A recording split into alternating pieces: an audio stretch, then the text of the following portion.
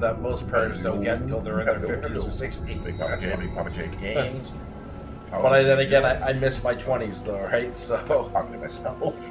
I traded my 20s in for my 40s. I have an audience. My favorite part of the day.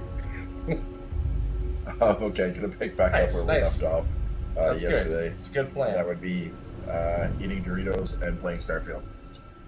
Nowadays, man, you can't afford to live on your own. You almost have to be in a relationship just to be able to afford to live in a place.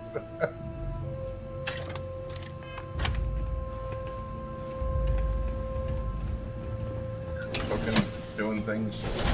I don't know what you're doing, but do it. Second cruise station. That was definitely different, man. So, don't be wrong, I'm not really complaining. I wouldn't trade it for anything, but it was different. It was a moi. Okay.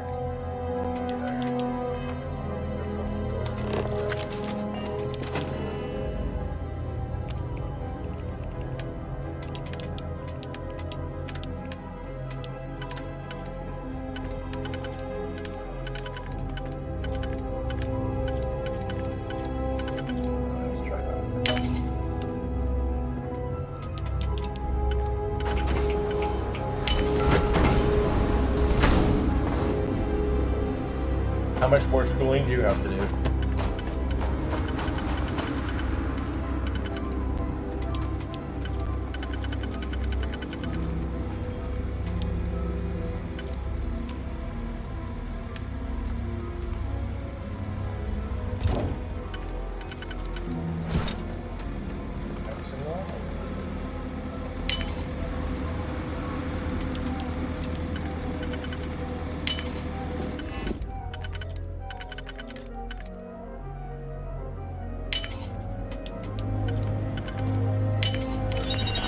Done that before. Harvested organs? What the fuck? Is that contraband? What do I do with this? That's a lot of money.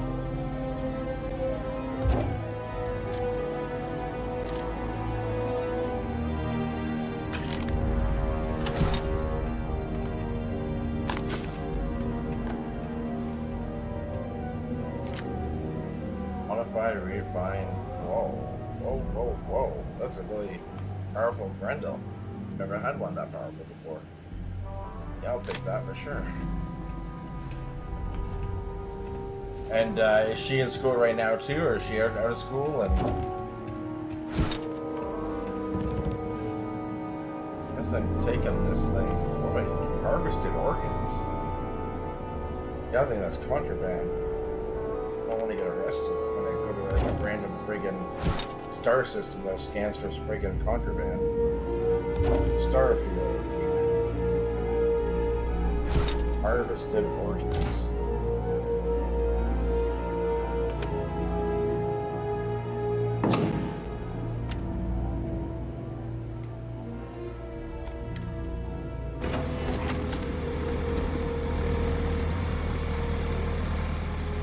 Oh, so she's all the way in the UK, so I don't know if I guess maybe I missed that part. Wow, okay, so yeah, you guys have a real long distance relationship. So is she planning to come over here, or are you planning to go over there when you're done school? Like when you guys plan to move in together, you guys like planning to move in together in Canada or in the UK? And what does she take in school? The two of us make quite the pair, We eh? do.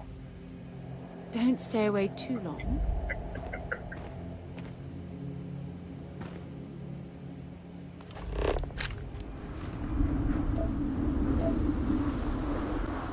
Here, playing here. I have things for Thanks. you.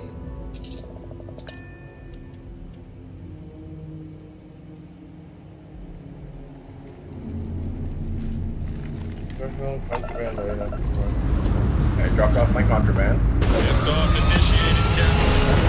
Now that we've Right back to my Just drop them there. Good up contraband item. These are illegal Technology building check out the complete. ship, security, Keep it steady. orbiting. Your sellers will scan your ship, contraband, and not let you handle. Okay. Listen up. Just You have until I get bored to give us what we want, or we're going to blow you into vacuums. Take it anyway. Now we'll see what happens. We could use a vacation. If you're feeling generous, you could help us out. That's it. Well, okay. Or we can just dust your ship.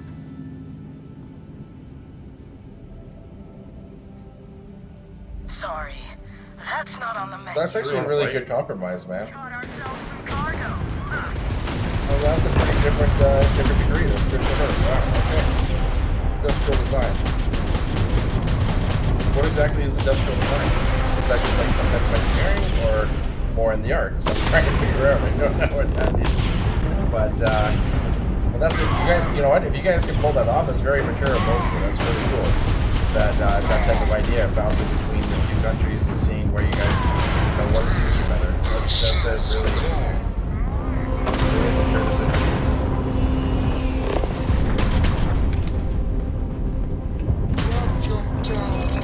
Holy shit. That was close. That was close.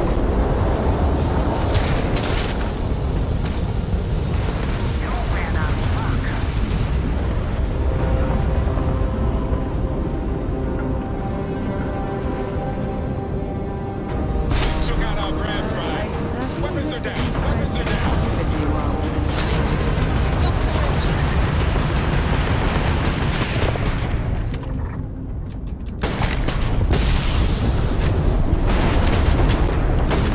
Engines have been badly damaged. make sure you clean that skeleton. Don't panic, but our engines are down. Engines are down.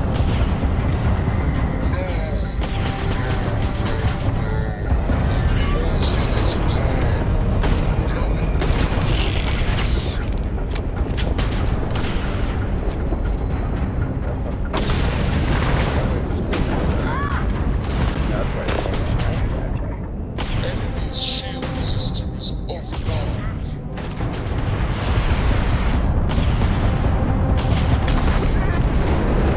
MBUS. Heavily damaged. I hope it works out for her.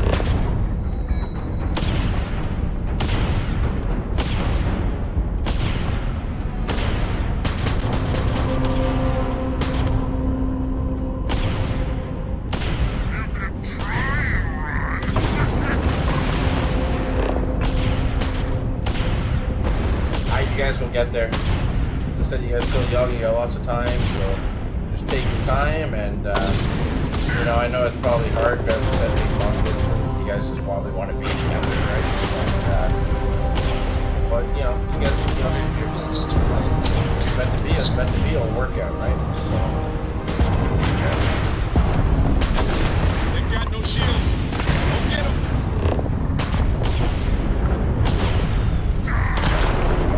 Assholes, man. I can't believe I got through that. Nice. I had no clue that I was gonna get through that. 2 copper? Are you serious? After all that? All you're giving me is 2 copper? You better give me some money after that battle, man. I have no engines right now. These ones have such crazy damage ratings compared to my other ones. That's crazy.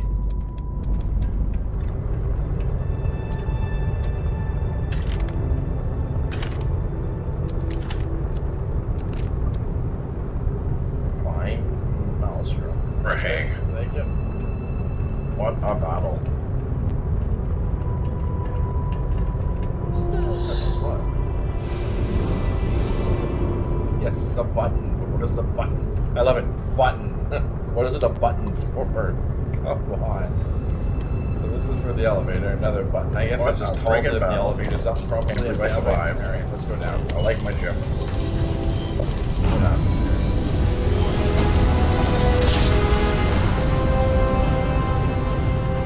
Smooth jump. Nice buddy. Maintain your current course while we scan for contraband.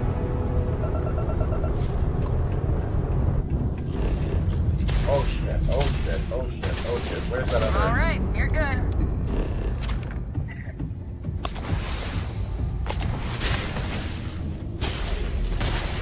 Oh my god.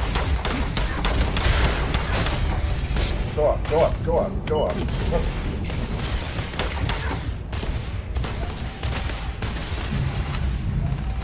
Not exactly near Mantis, eh?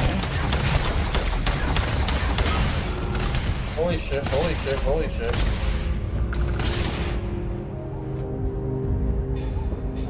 I have played the one for the PC.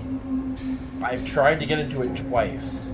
The second time I got a little further, but both times I ended up getting pulled away from it and not going back to it. Now my biggest issue is starting it again because it's been too long that I kind of forget it, so I don't want to start back. Fix my ship up. Like where I was in the game. So I got to start back at the beginning again, but at the same time I don't want to start back at the beginning again, so I never kind of get into it. But I'm totally into it because, again, I like those type of games. It's got a good story, it's got fun gameplay. It almost reminds me in its style of like almost like The Last of Us in style of like, you know, of the type of level systems and stuff like that, right? So, and I love The Last of Us, and so, you know, I have no issue with God. I just wish there was more. Without having to buy a PlayStation, I wish I could play more of them on the PC. I wish I could play the new one. I wish they would release the Ragnarok or whatever on the PC, so I can play that one finally too. But I gotta eventually. I have it on the PC, and I gotta eventually get back to it and beat it. But I haven't like the old ones on the like PlayStation, like 2 or 3, whatever, the original ones. I have never really played them. I've just played the one that's out on PC.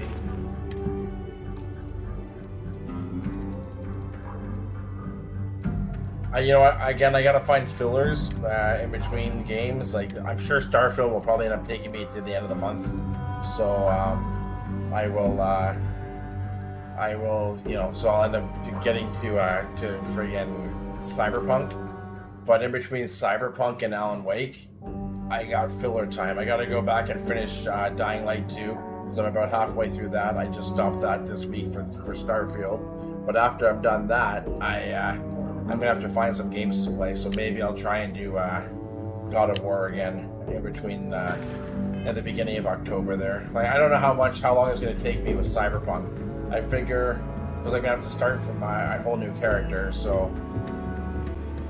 Is the original really campaign, if you're not trying to be a complete completionist, is about you can get somewhere between 20 and 40 hours. I think it's around 40 hours on the slate to beat it, and then I don't know how long the DLC is going to be. I gather maybe another 10 hours or so. So I figure, I got about 50 hours of gameplay of Cyberpunk. Hey there, Deputy. That's done, way I hear it, you've been keeping busy jumping from one side of the Freestar Collective to the other. The end of October. How do you like the job so far? I think it's the 27th that Alan Wake 2 comes out. That's good to hear. So maybe I'll try and fit in some streaming of God of War in between that. I was gonna replay going well so far. The original Alan Wake and Control to kind of get reintroduced to the story for Alan Wake 2, so we'll see. I'll see what I can do. If you can get me another one of these, it'll give me more context. Oh yeah, Cyberpunk is totally different, man. Cyberpunk's amazing. It's got in the meantime, I loved it when it got released. I never had any issues with it. Like story, it was definitely different. You know, it was definitely good.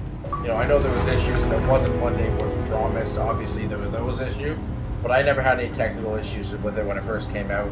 I beat the game probably about 3 or 4 times. I really like Cyberpunk, and what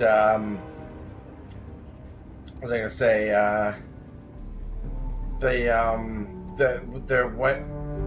For the new DLC, they're re-releasing another big update for the original Cyberpunk. They're calling it like Cyberpunk 2.0 because basically almost all the features, including vehicle combat and everything that they promised before they released it originally, is getting put into the game. Like it's going to be it's gonna be cool, man. Like honestly, like Cyberpunk has totally rebounded, and over the last about year and a half, since they released the anime on Netflix, the oh my god, why can't I think of the name of it? But they released the anime on Netflix. Ever since then, it's only been getting better and better and better. The actual game. It took like all the momentum it got from that Netflix release. They put it into the video game, and it just kept getting better. So it's totally. But don't play it yet until they. If you're gonna play it and give it a shot, wait till they put in the update. It's free, not the DLC, but the new update for the base game. Wait for that update to come out, because they're saying don't play Cyberpunk now. They were saying don't play if you're gonna play it for the first time. They're like wait until the new update comes out, because it's gonna be a completely different game at that point. And yeah, Edge Runner, thank you. But yeah, so totally wait until this update comes out. It should be out within a week or two. But I think they're gonna release it about a week before Phantom Liberty comes out. And yeah, it's. I can't wait to play it again. Honestly, I've been holding off. I was going to play it to get reacquainted with it for Phantom Liberty, and I'm like, oh, I gotta wait for the new update, though I can't play it yet. So we'll see. So I definitely gonna have to play some of that. I'm gonna have to. If they release it like a week before Phantom Liberty comes out, I'll probably end up starting my Cyberpunk stream then. So. Oh man, there's so much.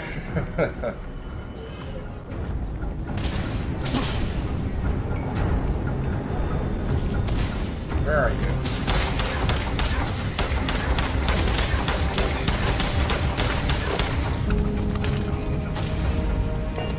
Oh yeah, Alan Wake. Frank, man, Alan Wake, the original Alan Wake came out 13 years ago, man. You would have been probably around 10 years old. So you probably wouldn't have never had a chance to play it then. The original game, the story is great. The gameplay is a little repetitive. But it was the storytelling. Remedy has great storytelling. And they did release last year and the year before. They released a updated version of the original game. So you can get that, and you have to get them from the Epic Game Store. They don't do them on Steam. So they sell Remedy sells their games. They even took Control off of Steam and put it over. I don't know if it's back on there now, but everything went over to Epic. They made a deal with Epic to sell their games there a few years back. But there is they've made a whole connected universe, Remedy. Did you ever play Control, or do you know anything about Control?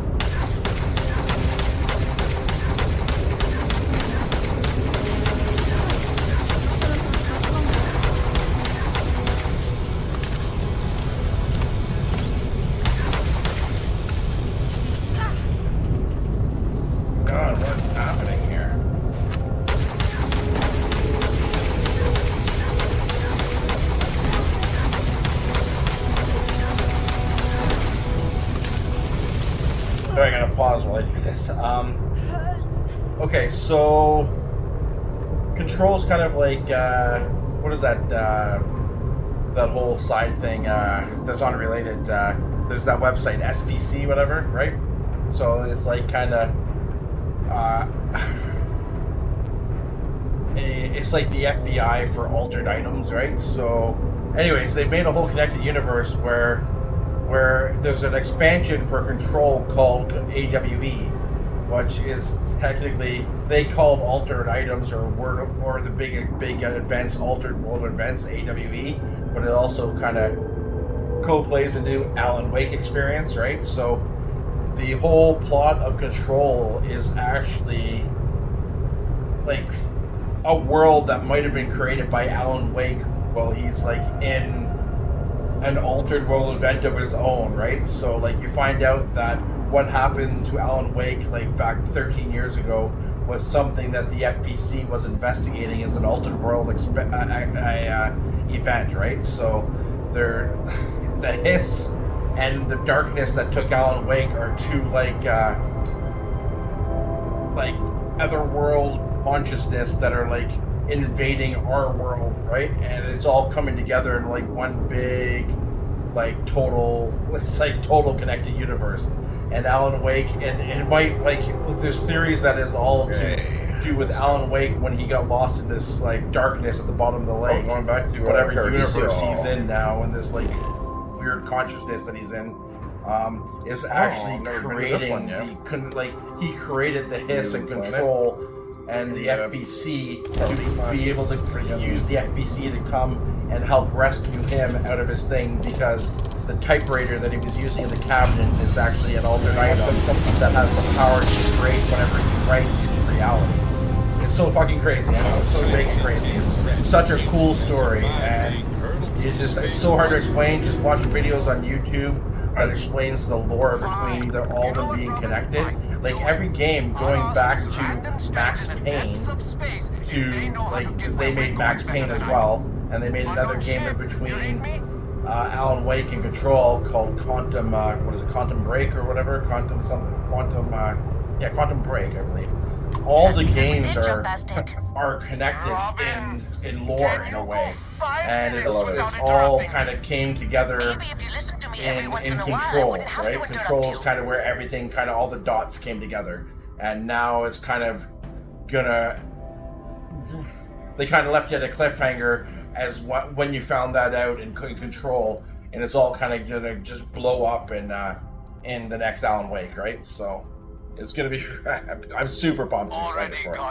Remedy is like next level storytelling. This damn trip. Visit the big city, she said. The excitement will be good for you too. No, if only someone had suggested a quiet weekend at home instead of traipsing around the entire galaxy in a rental She's ship. still hurt. I gotta give her something. I'll get right on Do it. you know the way or not? As soon as we get off the ship.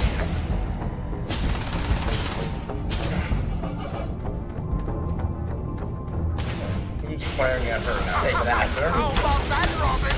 I told you I knew where we were. And you don't have to look so smug about it. Make your way.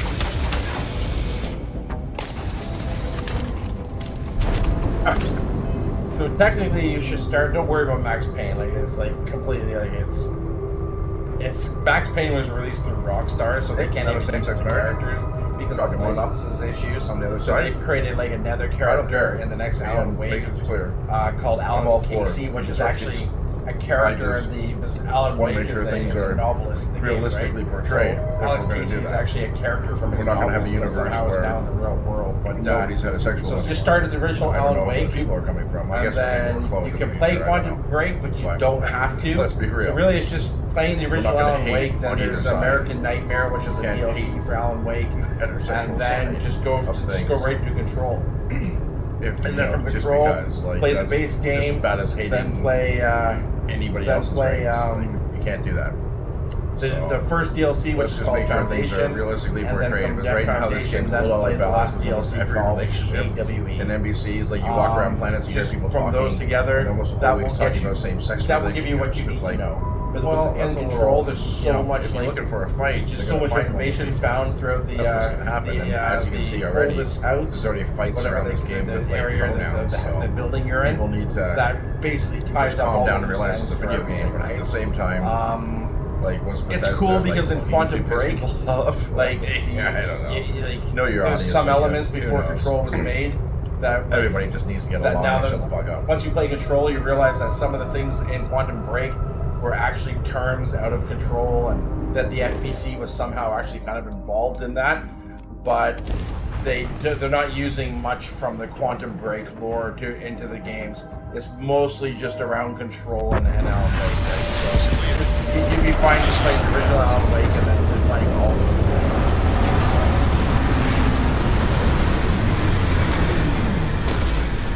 Just play them in the release dates by release dates, man. So Like when I'm not streaming right now, all I'm doing is like watching more and more videos on the Remedy universe. This is so interesting. They did it so well.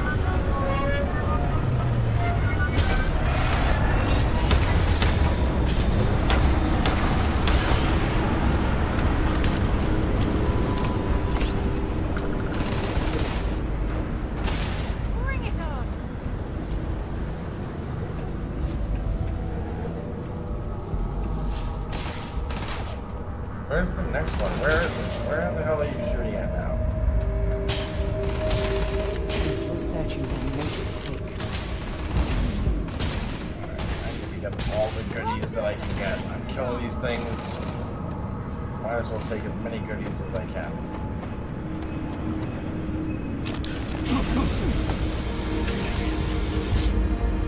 What the hell is doing that to me? Oh, right there.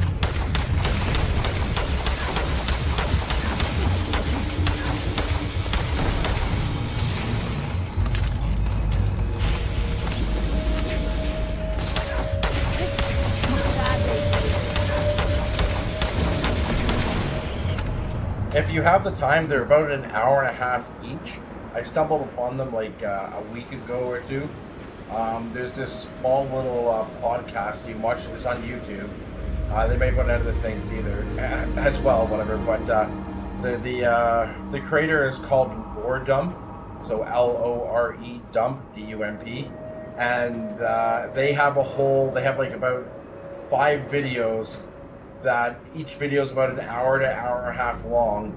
That goes from Alan Wake all the way to the end of Control, and it basically explains the games and how they're all connected from each, just doing each game. So it does Alan Wake's expansion, American Nightmare. It does Quantum Break, and then it does Control and both of Control's expansions. And if you watch those, it will walk you through how everything's connected. It's totally cool. These guys do a good job. Again, it's called Lore Dump. And yeah, if you have the time before Alan Wake 2 is released, just power through them. As I said, it's about 5 videos each. They do other games too. I think they just started about a year ago or so. It's like 3 buddies that just get together and talk games basically. And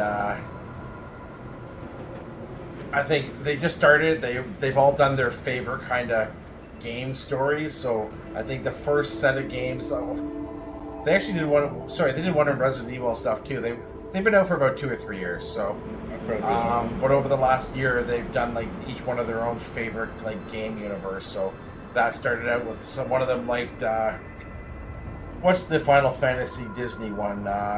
Kingdom of Hearts.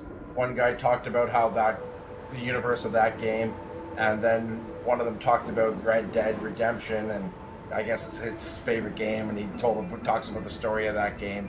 And then the one guy talks about the Remedy universe, and he covers it well over about 5 episodes. So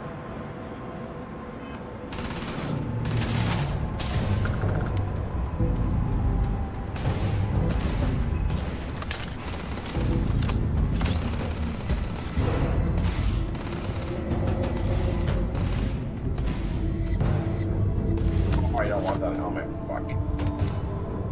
Let me drop that helmet. This weight I don't need.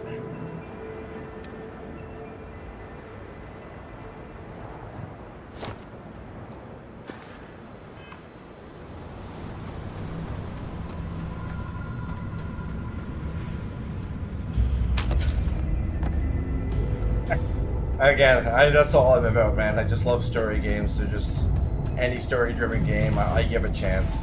Just kind of my thing. Some people love them, some people hate them. It's totally my thing.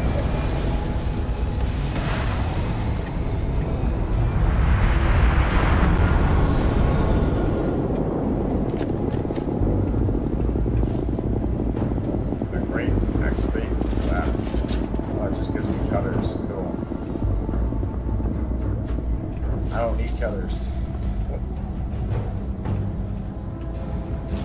Alright, I think I got everything along the bottom here. Oh no, look at that.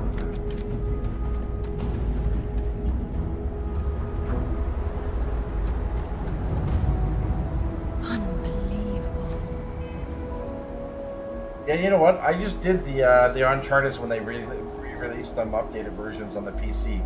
I never really played them because they kind of came out during that lull of when I wasn't gaming, and I really enjoyed it. Again, Uncharted, any of the Naughty Dog games I really like, right? So just like Last of Us, Uncharted, The Last of Us, and like God of War, all those like PlayStation exclusives are they all kind of like, they're all very similar in the way the gameplay is and the way the levels are set up, and it's just, I really enjoy them. I've never seen a single crystalline formation of that size.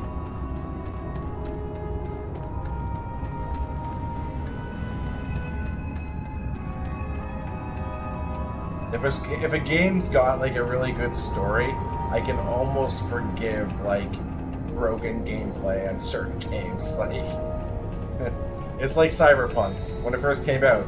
Yeah, it disappointed in the fact that it didn't have all the things they were promising, but the fact that it had a really great story, it didn't bother me what it was missing. And as they added them in the future, it was only a bonus.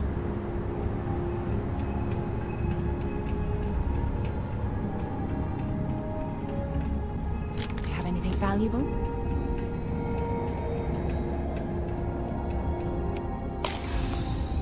I gotta save this before I die in combat. Oh shit, as I say that. Quick save.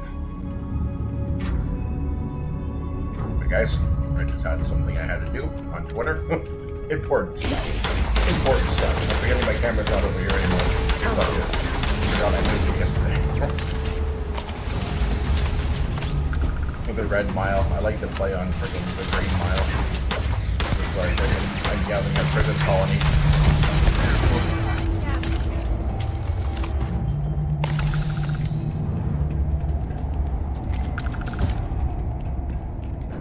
You'll be tough. Just the thought of landing at the Red Mile was making me sick. Now that we're here, I'm almost at a loss for words. Elliptic security guards. Oh, man, What are you looking at? Trying to piss me off. All about here.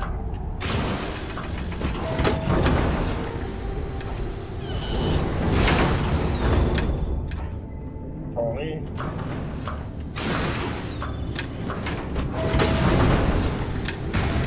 Okay.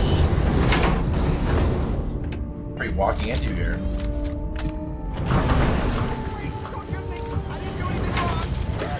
I can't see! You don't think we'd notice that you tried to slip away without paying your check? I was just going out for some fresh air. I even told the bartender. You can ask her yourself. Fresh air, huh? A planet with no atmosphere. That's enough, Stalker. Well, lower your weapon. What are you waiting for? We don't shoot Finish guests it. over a misunderstanding. Sir, please return to your table. It's bad practice to leave our establishment without paying your bill first. If you need some fresh air, pay up. We've got go a base, a outside good one, and come too. back in and start a new check. Spent months of my life getting that place up and running. I'm sorry, but I So where didn't it think is? it would be a problem. You're going to have to figure You were that out on wrong. your own. Dead wrong. Don't get me wrong, like, if it's That's really, enough. really bad gameplay I and think it's got a good story, everyone I'm understands. probably gonna have a problem. let's all go but back inside, you know what I shall we? mean. It's okay if it's not the best gameplay. But I get you. wait. Gameplay is important as well. I'm in charge of security here, so I'm the last Really? person you want to piss off. Straight up. That's what we were hired to do. Hey, watch out. The You pay cause was good, trouble, too. and I will not hesitate to Oh, end that's you in any beginning to number of Stick it to ways the I people see who turn fit. their backs on us. This ain't the United Colonies, Cupcake. Here, you listen to me. Of course it is. I lead the security We spent force. 20 years behind bars because our leaders got scared and called off our attack. Call it just whatever when you we had want. what we We're wanted. ecliptic And did the mercenaries, people of so the I Free think Star twice Collective about pissing that us we off. fought Yeah, what do you Listen, do? dive into Honestly, the dark with seriously, nowhere thanks to for stopping hide. by and chatting the whole time. The rest of the week, like tomorrow and during this whole weekend, I'm going to be on most of the days doing this until I go back to work on Monday. But yeah, definitely check around whenever I'm on. Say hi, man. I really enjoy What do you chatting with think, you. moron? So, Money. May pays you know what us I mean? well to keep the assholes out. Yeah, no problem I with make that. sure my Let me know people how it pretty works much out for you, get the okay? run of the place. Free booze, All right, free man. Take care. Have a good night, you name and And if good luck anyone's with whatever got you're a doing tomorrow, problem buddy. with it, Take care. Well, we've got ways of making people disappear. Because we have to deal with the dregs of society, like you. Because May lets us handle things our way. Best way to keep people in line is through fear. After you see your first head split open on the bar floor, you're gonna think twice about skipping out on your tab. Maybe you don't start that fight over your lost bet. You get it now? I can't wait until you find out. Now get out of my face. Can you believe that? Like I'm gonna run off without paying. Fine. The hell kind of scum do they think I am? Kind of runs off without paying. That's it. The kind. That's totally the kind. Of course I ain't. What kind of fool would be eager to die? Hello. I'm just not stupid enough to deny what's inevitable. I wish I were. Looking to join a crew. Any openings? How about I make this real simple for us? I've got I'm only maybe looking a to few earn weeks to live, and I ain't spending them behind bars. You want to put an end to me here and now? Why is that? Then fine. Get it over with. Life's kicked me around enough as That's true. But if you want to let me die on my own terms, then leave me in peace. Well, I'm glad you understand the position I'm in here. I've been abused or abandoned by everyone I ever got close to. Gave up on people and put my faith in machines Maybe instead. we can work something out. Wasn't until I came to the first Get yourself a deal. Major Hull. What's my assignment? I could trust Take care. Nice meeting you. By the way, my name's Jason.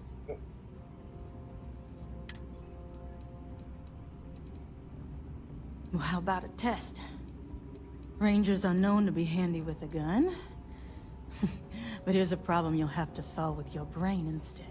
I've encrypted this slate. If you can crack it, you'll learn something useful. Now get out of here. And leave me in peace. Thanks, buddy. Have a good one. Take care.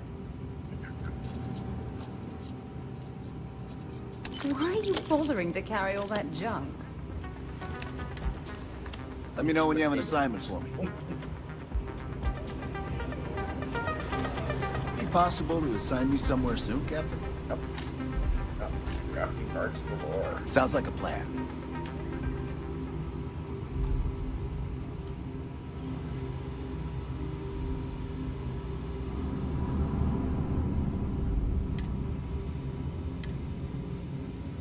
God, so many crafting cards. Never gonna be able to walk.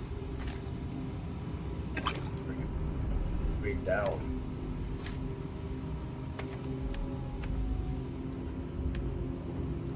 I'll get a job for you later.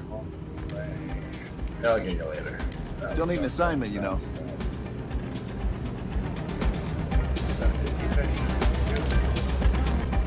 Whether you're here to gamble, participate, or just watch, the Red Mile has entertainment for everyone.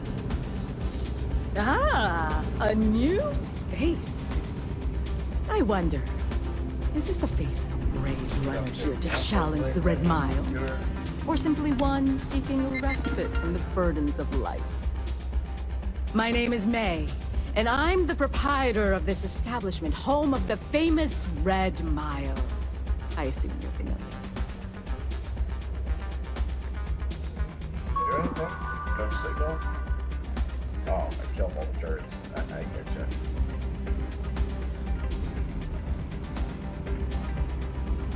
Alright. Where's the signal?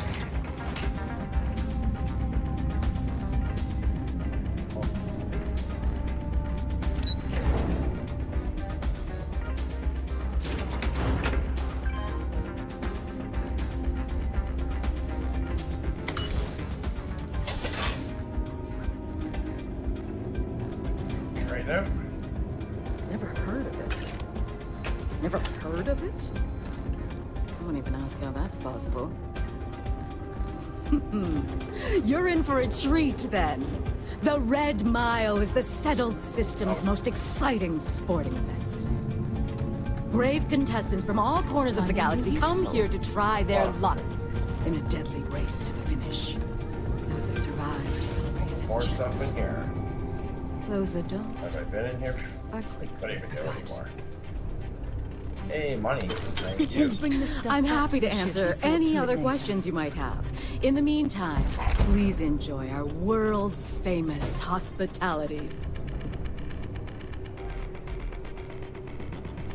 Well, it's quite simple, really. Once you register with me, we'll have a little pomp and circumstance before sending you on your way out the big red door.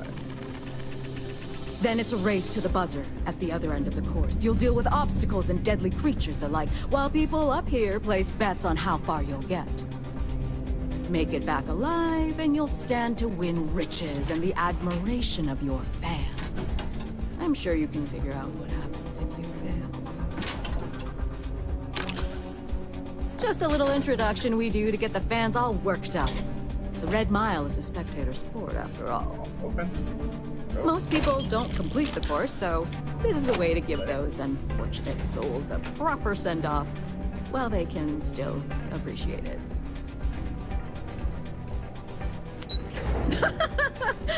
You're too precious! Yes, of course they bet on our runners' lives. We're outside of the colonies and Freestars for a reason. Betting is a huge part of the Red Mile's appeal. How better to make the most exciting sport in the universe more exciting? Repeat runners draw bigger bets. You should ask Donovan how much bets on him were worth before he was forced to retire. Of course. And if you're thinking of running, just let me know. I'll be glad to sign you up.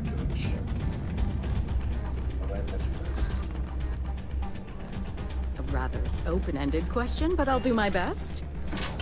Red Mile was once a notorious haven for the criminal underworld. Thieves, shipjackers, mercenaries, and smugglers would come here to do business, get drunk, and gamble. I cleaned the place up when I took over. I made it, if not quite a family destination, at least a safer one.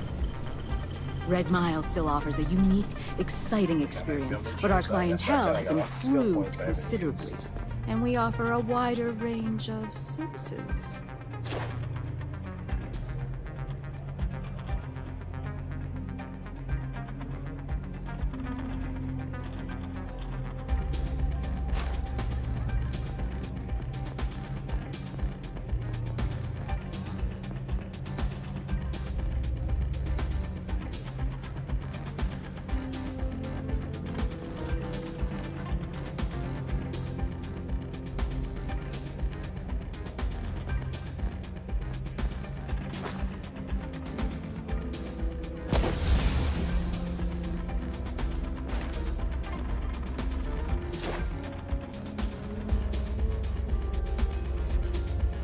Something got your tongue?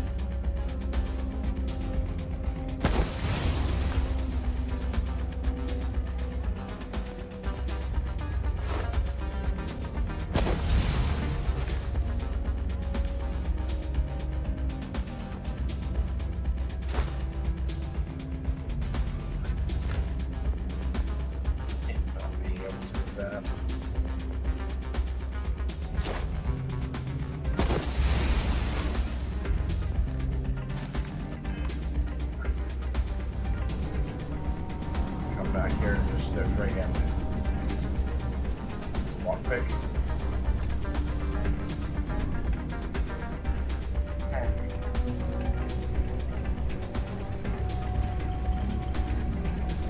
Anything else to say? I was fortunate to be born into a wealthy family. I used those resources to build an extensive network of contacts across the settled systems. Suffice it to say, I had to call in more than a few favors, but with patience and perseverance, I was able to realize my vision. And now, at last, Red Mile is truly a must-see destination for any who wish to experience it for themselves.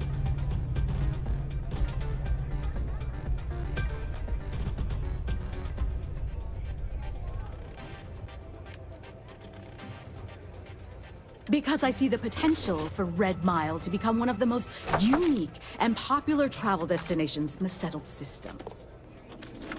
Because I want to leave a legacy and be remembered for creating something as unique as it is lucrative. Or perhaps it's because, like so many runners who come here to test themselves, I relish a challenge. I suppose there's no single reason. Let's just say that I feel it's my calling.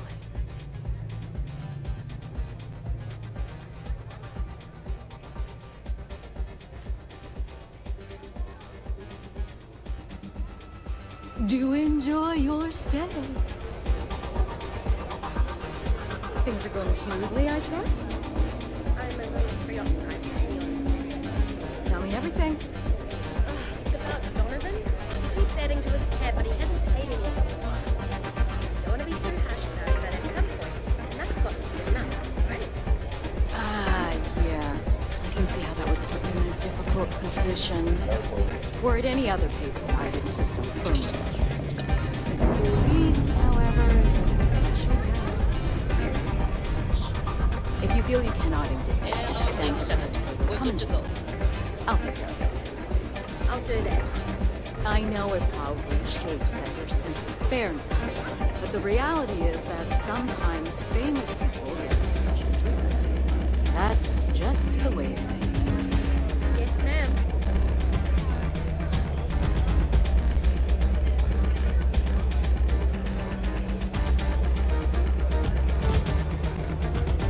This job better be worth the credits.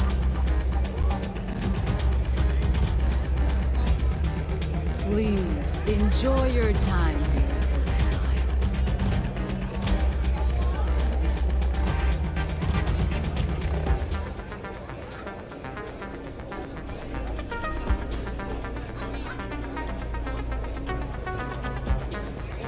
How are you, dear? Oh, I can't believe people who participate in blood sports can possibly be considered celebrities or heroes. Oh, in my mind, they're worse than criminals.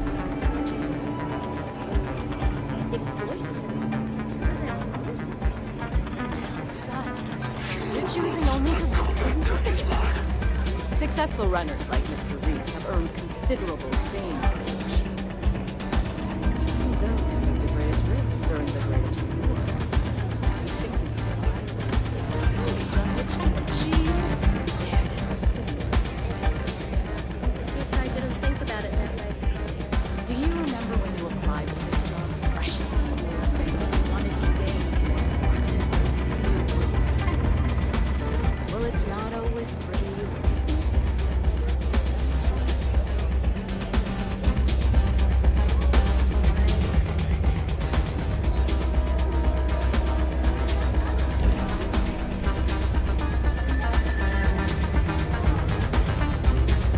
If you fancy yourself a Red Mile runner, just speak to me.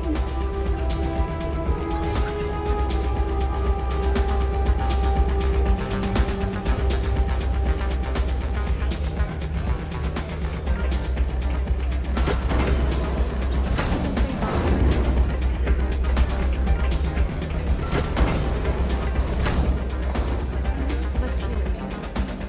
Possible to assign me somewhere safe.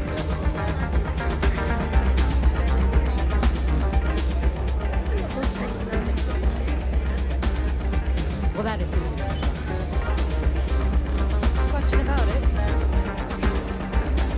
I was hoping they could tell their aggression when it came to our staff, but perhaps not. If it happens again, tell them that on my authority and required me. If they disagree, they can take it up with me personally. You have an assignment for me, Captain?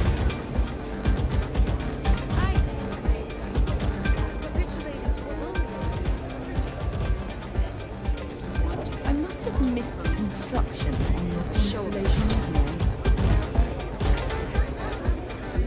Any postings available yet, Captain? All are welcome at the Red Mile. We don't ask too many questions.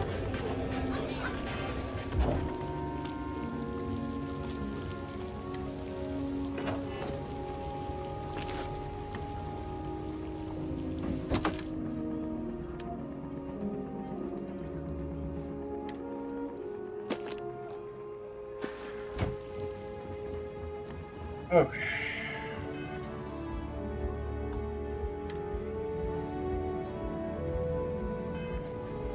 Alright guys, I think that's it for me tonight.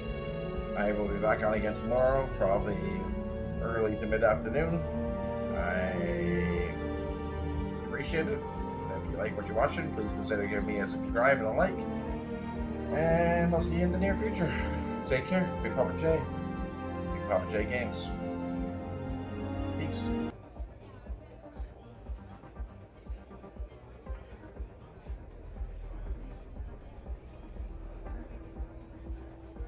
Steve Jobs was born on February 24, 1955 in San Francisco, California. His birth parents had to give up Steve due to being too young at the time and not being prepared to be parents, so Steve was adopted by Paul and Clara Jobs.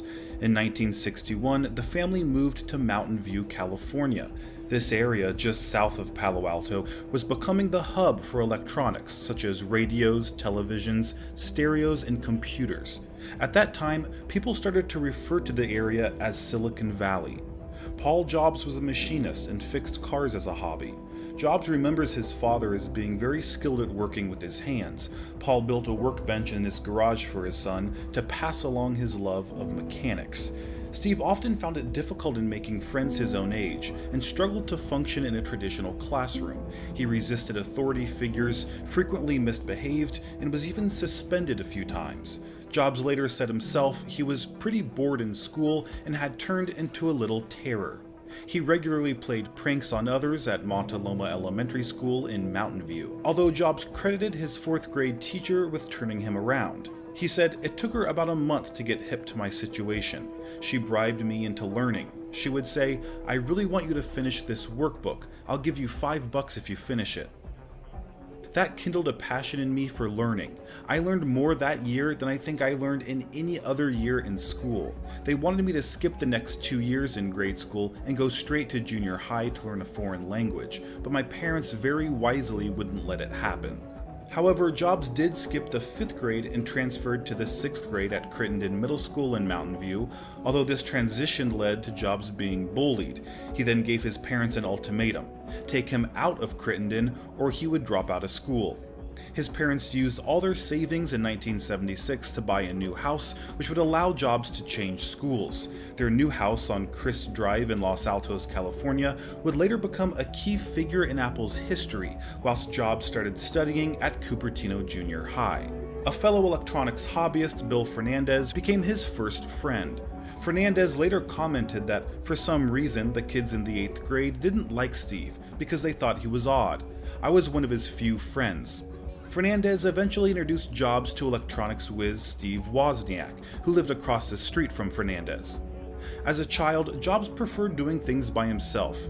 He swam competitively, but was not interested in team sports or other group activities. He spent a lot of time working in the garage workshop of a neighbor who worked at Hewlett-Packard, an electronics manufacturer. Jobs also enrolled in the Hewlett-Packard Explorer Club, where he saw engineers demonstrate new products, and he saw his first computer at the age of 12. He was impressed and knew immediately that he wanted to work with computers. While in high school, Jobs attended lectures at the Hewlett-Packard plant. On one occasion, he boldly asked William Hewlett, the president, for some parts he needed to complete a class project.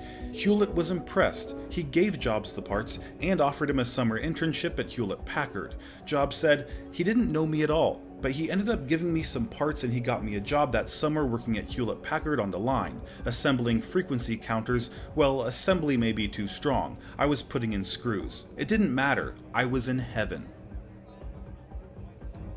The location of the Los Altos home meant that Jobs would be able to attend nearby Homestead High School, which had strong ties to Silicon Valley.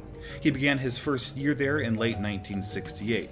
During mid-1970, Steve went through a period of change. He said, "I got stoned for the first time. I discovered Shakespeare, Dylan Thomas, and all that classic stuff. I read Moby Dick and went back as a junior taking creative writing classes." From that point, Jobs developed two different circles of friends, those involved in electronics and engineering, and those interested in art and literature. These dual interests were especially reflected during Jobs' senior year, as his best friends were Steve Wozniak and his girlfriend, the artistic Homestead Jr., Chris Ann Brennan. He was described by a Homestead classmate as kind of a brain and kind of a hippie, but he never fit into either group. He was smart enough to be a nerd, but wasn't nerdy, and he was too intellectual for the hippies, who just wanted to get wasted all the time. He was kind of an outsider. In high school, everything revolved around what group you were in, and if you weren't in a carefully defined group, you weren't anybody. He was an individual, in a world where individuality was suspect.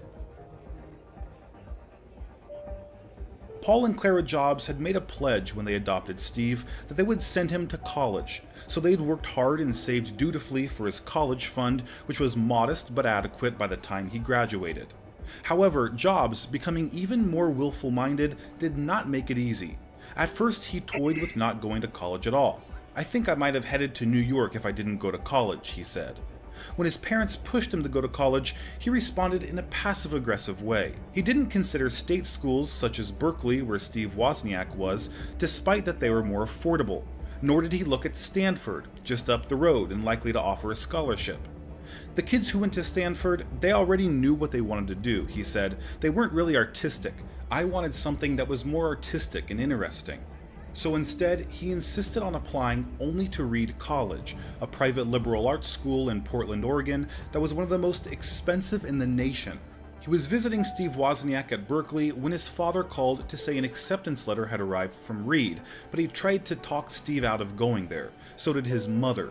It was more than they could afford, but similarly, their son responded with an ultimatum. If he couldn't go to Reed, he wouldn't go anywhere. So they relented as usual.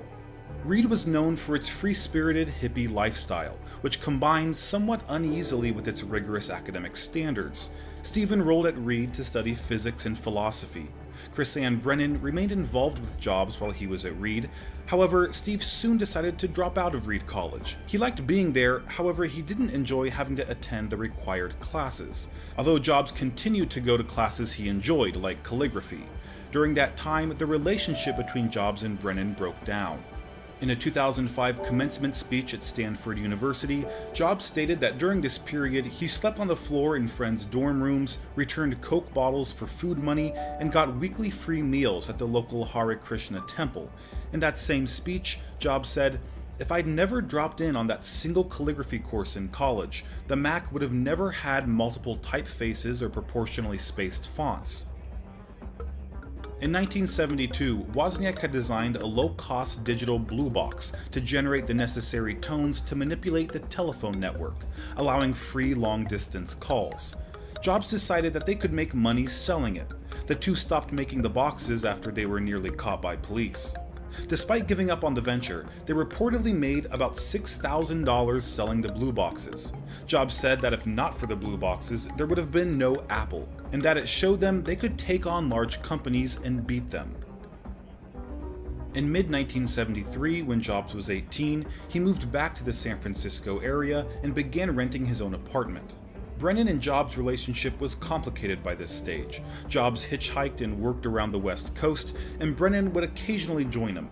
Brennan wrote this in her diary: "Little by little, Steve and I separated, but we were never able to fully let go.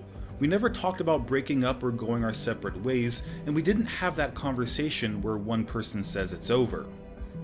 They continued to grow apart, but Jobs would still seek her out and visit her while she was working in a health food store or as a live-in babysitter.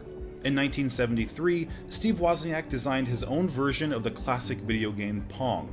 After finishing it, Wozniak gave the board to Jobs, who then took the game down to Atari in Los Gatos. Atari thought that Jobs had built it and gave him a job as a technician. Later, Atari's co-founder said, "The truth is that very few companies would hire Steve, even today. Why? Because he was an outlier. To most potential employers, he just seemed like a jerk in bad clothing. Steve was difficult but valuable. He was very often the smartest guy in the room, and he would let people know that." By early 1974, Jobs was living what Brennan describes as a simple life in a Los Gatos cabin, working at Atari and saving money for his impending trip to India. One of his friends had been to India and was urging Jobs to take his spiritual journey there too. He ended up reaching the foothills of Himalaya after days of traveling by train and bus. That's where he was supposed to see Neem Karoli Baba, but by the time Jobs got there, the guru had passed away.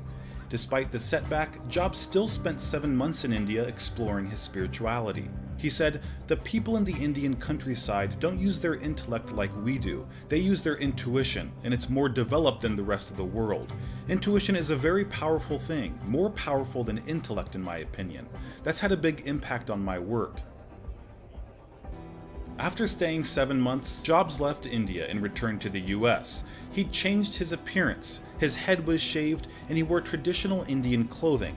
Over this time, Jobs experimented with psychedelics, later calling his experimentation with LSD a profound experience, one of the most important things in my life.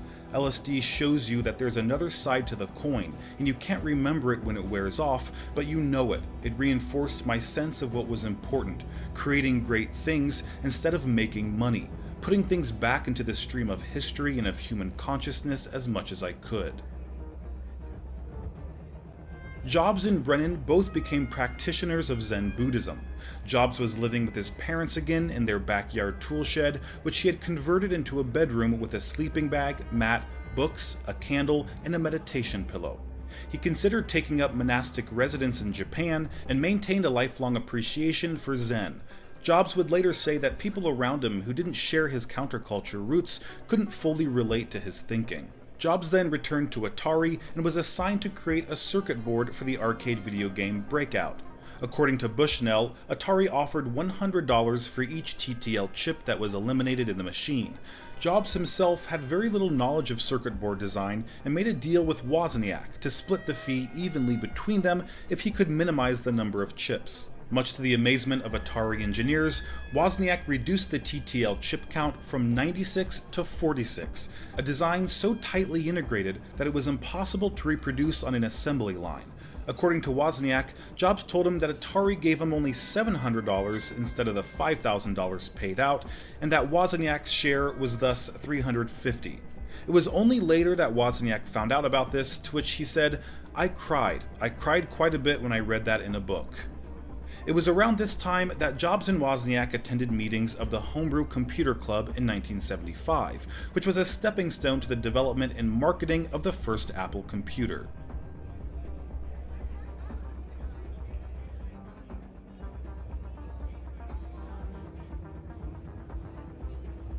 In 1976, Wozniak designed and developed the Apple I computer and showed it to Jobs, who suggested they sell it. Jobs, Wozniak, and Ronald Wayne founded Apple Computer in the garage of Jobs' Los Altos home on Chris Drive. The two Steves attended the Homebrew Computer Club together, a computer hobbyist group that gathered in California's Menlo Park from 1975. Woz had seen his first MITS Altair there, which today looks like little more than a box of lights and circuit boards. Wozniak was inspired by MIT's build-it-yourself approach, since the Altair came as a kit, to make something simpler for the rest of us. Wozniak went on to produce the first computer with a typewriter-like keyboard and the ability to connect to a regular TV as a display. It was later christened the Apple I and was the archetype of every modern computer. But Wozniak wasn't trying to change the world with what he'd made, he just wanted to show off how much he'd managed to do with so little resources. The two decided on the name Apple after Jobs returned from the All-One farm commune in Oregon and told Wozniak about his time spent in the farm's apple orchard. Neighbors on Chris Drive had described Jobs as an odd individual who would greet his clients with his underwear hanging out barefoot and hippie-like. Jobs approached a local computer store, the Byte Shop, with the Apple I, who said they'd be interested in the machine, but only if it came fully assembled. The owner, Paul Terrell, went further, saying he would order 50 of the machines and pay $500 each on delivery. Jobs then took the purchase order that he'd been given from the Byte Shop to Kramer Electronics, a national electronic parts distributor, and ordered the components he needed to assemble the Apple I computer. The local credit manager asked Jobs how he was going to pay for the parts. Jobs explained about his purchase order from the Byte Shop, which was cash on delivery. Jobs persuaded Kramer Electronics to give him the parts on credit and would pay him once he delivered the computers. Family and friends were roped in to sit at a kitchen table and help solder the parts, and once they'd been tested, Jobs drove them over to the Byte Shop. When he unpacked them, Terrell, who'd ordered finished computers, was surprised by what he'd found. He'd essentially received only the motherboard of the computer, and although he was upset, Terrell still accepted and paid for the units, not to mention giving Jobs an idea of what the next Apple computer should be like. After the Apple I's success, the business was in need of investment. They had used a variety of methods, including selling various prized items like Wozniak's HP Scientific Calculator and Jobs' VW Bus. Jobs started looking for cash, but banks were reluctant to lend him money. The idea of a computer for ordinary people seemed absurd at the time. Co-founder Ronald Wayne became hesitant about the business due to a failed venture 4 years earlier and soon dropped out of the company, leaving the two Steves as the active primary co-founders. In 1997, Jobs eventually met Mike Markkula, an American businessman and investor who co-signed a bank loan for $250,000, equivalent to over $1 million today. Markkula brought his business expertise along with his money and became a one-third owner of Apple and employee number 3. Steve Wozniak later credits Markkula for the success of Apple and himself. Meanwhile, Chris-Ann Brennan returned from her own journey in India, and she visited Jobs at his parents' home where he was still Judging by living. the wide-eyed It was and during this clueless look on period your that Jobs face, and I'm Brennan guessing fell in you're love the new again, deputy. as she noted changes in him that she attributes to Kobun, a Zen priest that had mentored Jobs. My It was also at problem this is time that I don't want Jobs to be displayed a saddled with a prototype rookie Apple deputy. computer for Brennan and his That is who parents you in are, their living room. right? Brennan noted a shift at this time. The By marshal's early report didn't mention you had 1977, hearing she and Jobs would problems. spend time together at her Are home you, at or Duvnak are you Ranch in not Los the new Altos, deputy? which served as a hostel and environmental education center. We'll Brennan find out, also worked there won't as a we? teach for children who came Well, to learn about the your farm. timing couldn't be Wozniak worse. and Jobs had soon I've moved spent on from weeks the trying to Apple crack I. the smuggling ring, Many and of the I'm about to design take a features of the very computer important were due to meeting. the limited amount of money they Look, had to construct both of the you are here for prototype. the same But with the reason. income So from why the don't sales you of drop the Apple I and tough girl recent charade investments, they were and learn able to to work start as a construction of a greatly improved And I'm machine, telling the you, Apple II. I don't The have two time Steves to presented it to babysit the rookies. public at the first West Coast Computer Fair in April 1997. The main difference internally was a completely redesigned TV interface, which held the display in memory. Now not only useful for simple I've text trained new display, recruits the before, Apple II and includes it's not graphics experience and I wanna eventually repeat. color. Meanwhile, Jobs pressed for a much improved case At and least you've got a keyboard little with the background. idea that the machine should be I don't have complete time to and ready catch to you up, run so out of the you're gonna have to box. follow my lead. I'm about to meet with a contact Jobs who usually might went be to able to work give wearing you a vital black long-sleeve information mock about the smuggling turtleneck, ring. blue Levi jeans, If and you New play your Balance cards right 991 and don't do anything sneakers. He said his choice was she might be inspired able by to that help you of find Stuart Marco. Gemin, a noted applied If you're ready, mathematics my professor contact at is Brown here and University. waiting. Jobs liked the idea of having a uniform for its daily convenience and maintaining a signature style. As Jobs Sarah, back became to more the ship when this is successful done, with his then I'm new gonna company, shoot this his chick. relationship with Brennan grew more complex. In 1997, the success of Apple was now part of their relationship, while Brennan and Jobs moved into a house near the Apple office in Cupertino. Brennan eventually took a position in the shipping department at Apple. The relationship between Brennan and Jobs was deteriorating as his position at Apple grew, and she began to consider ending the relationship through small changes.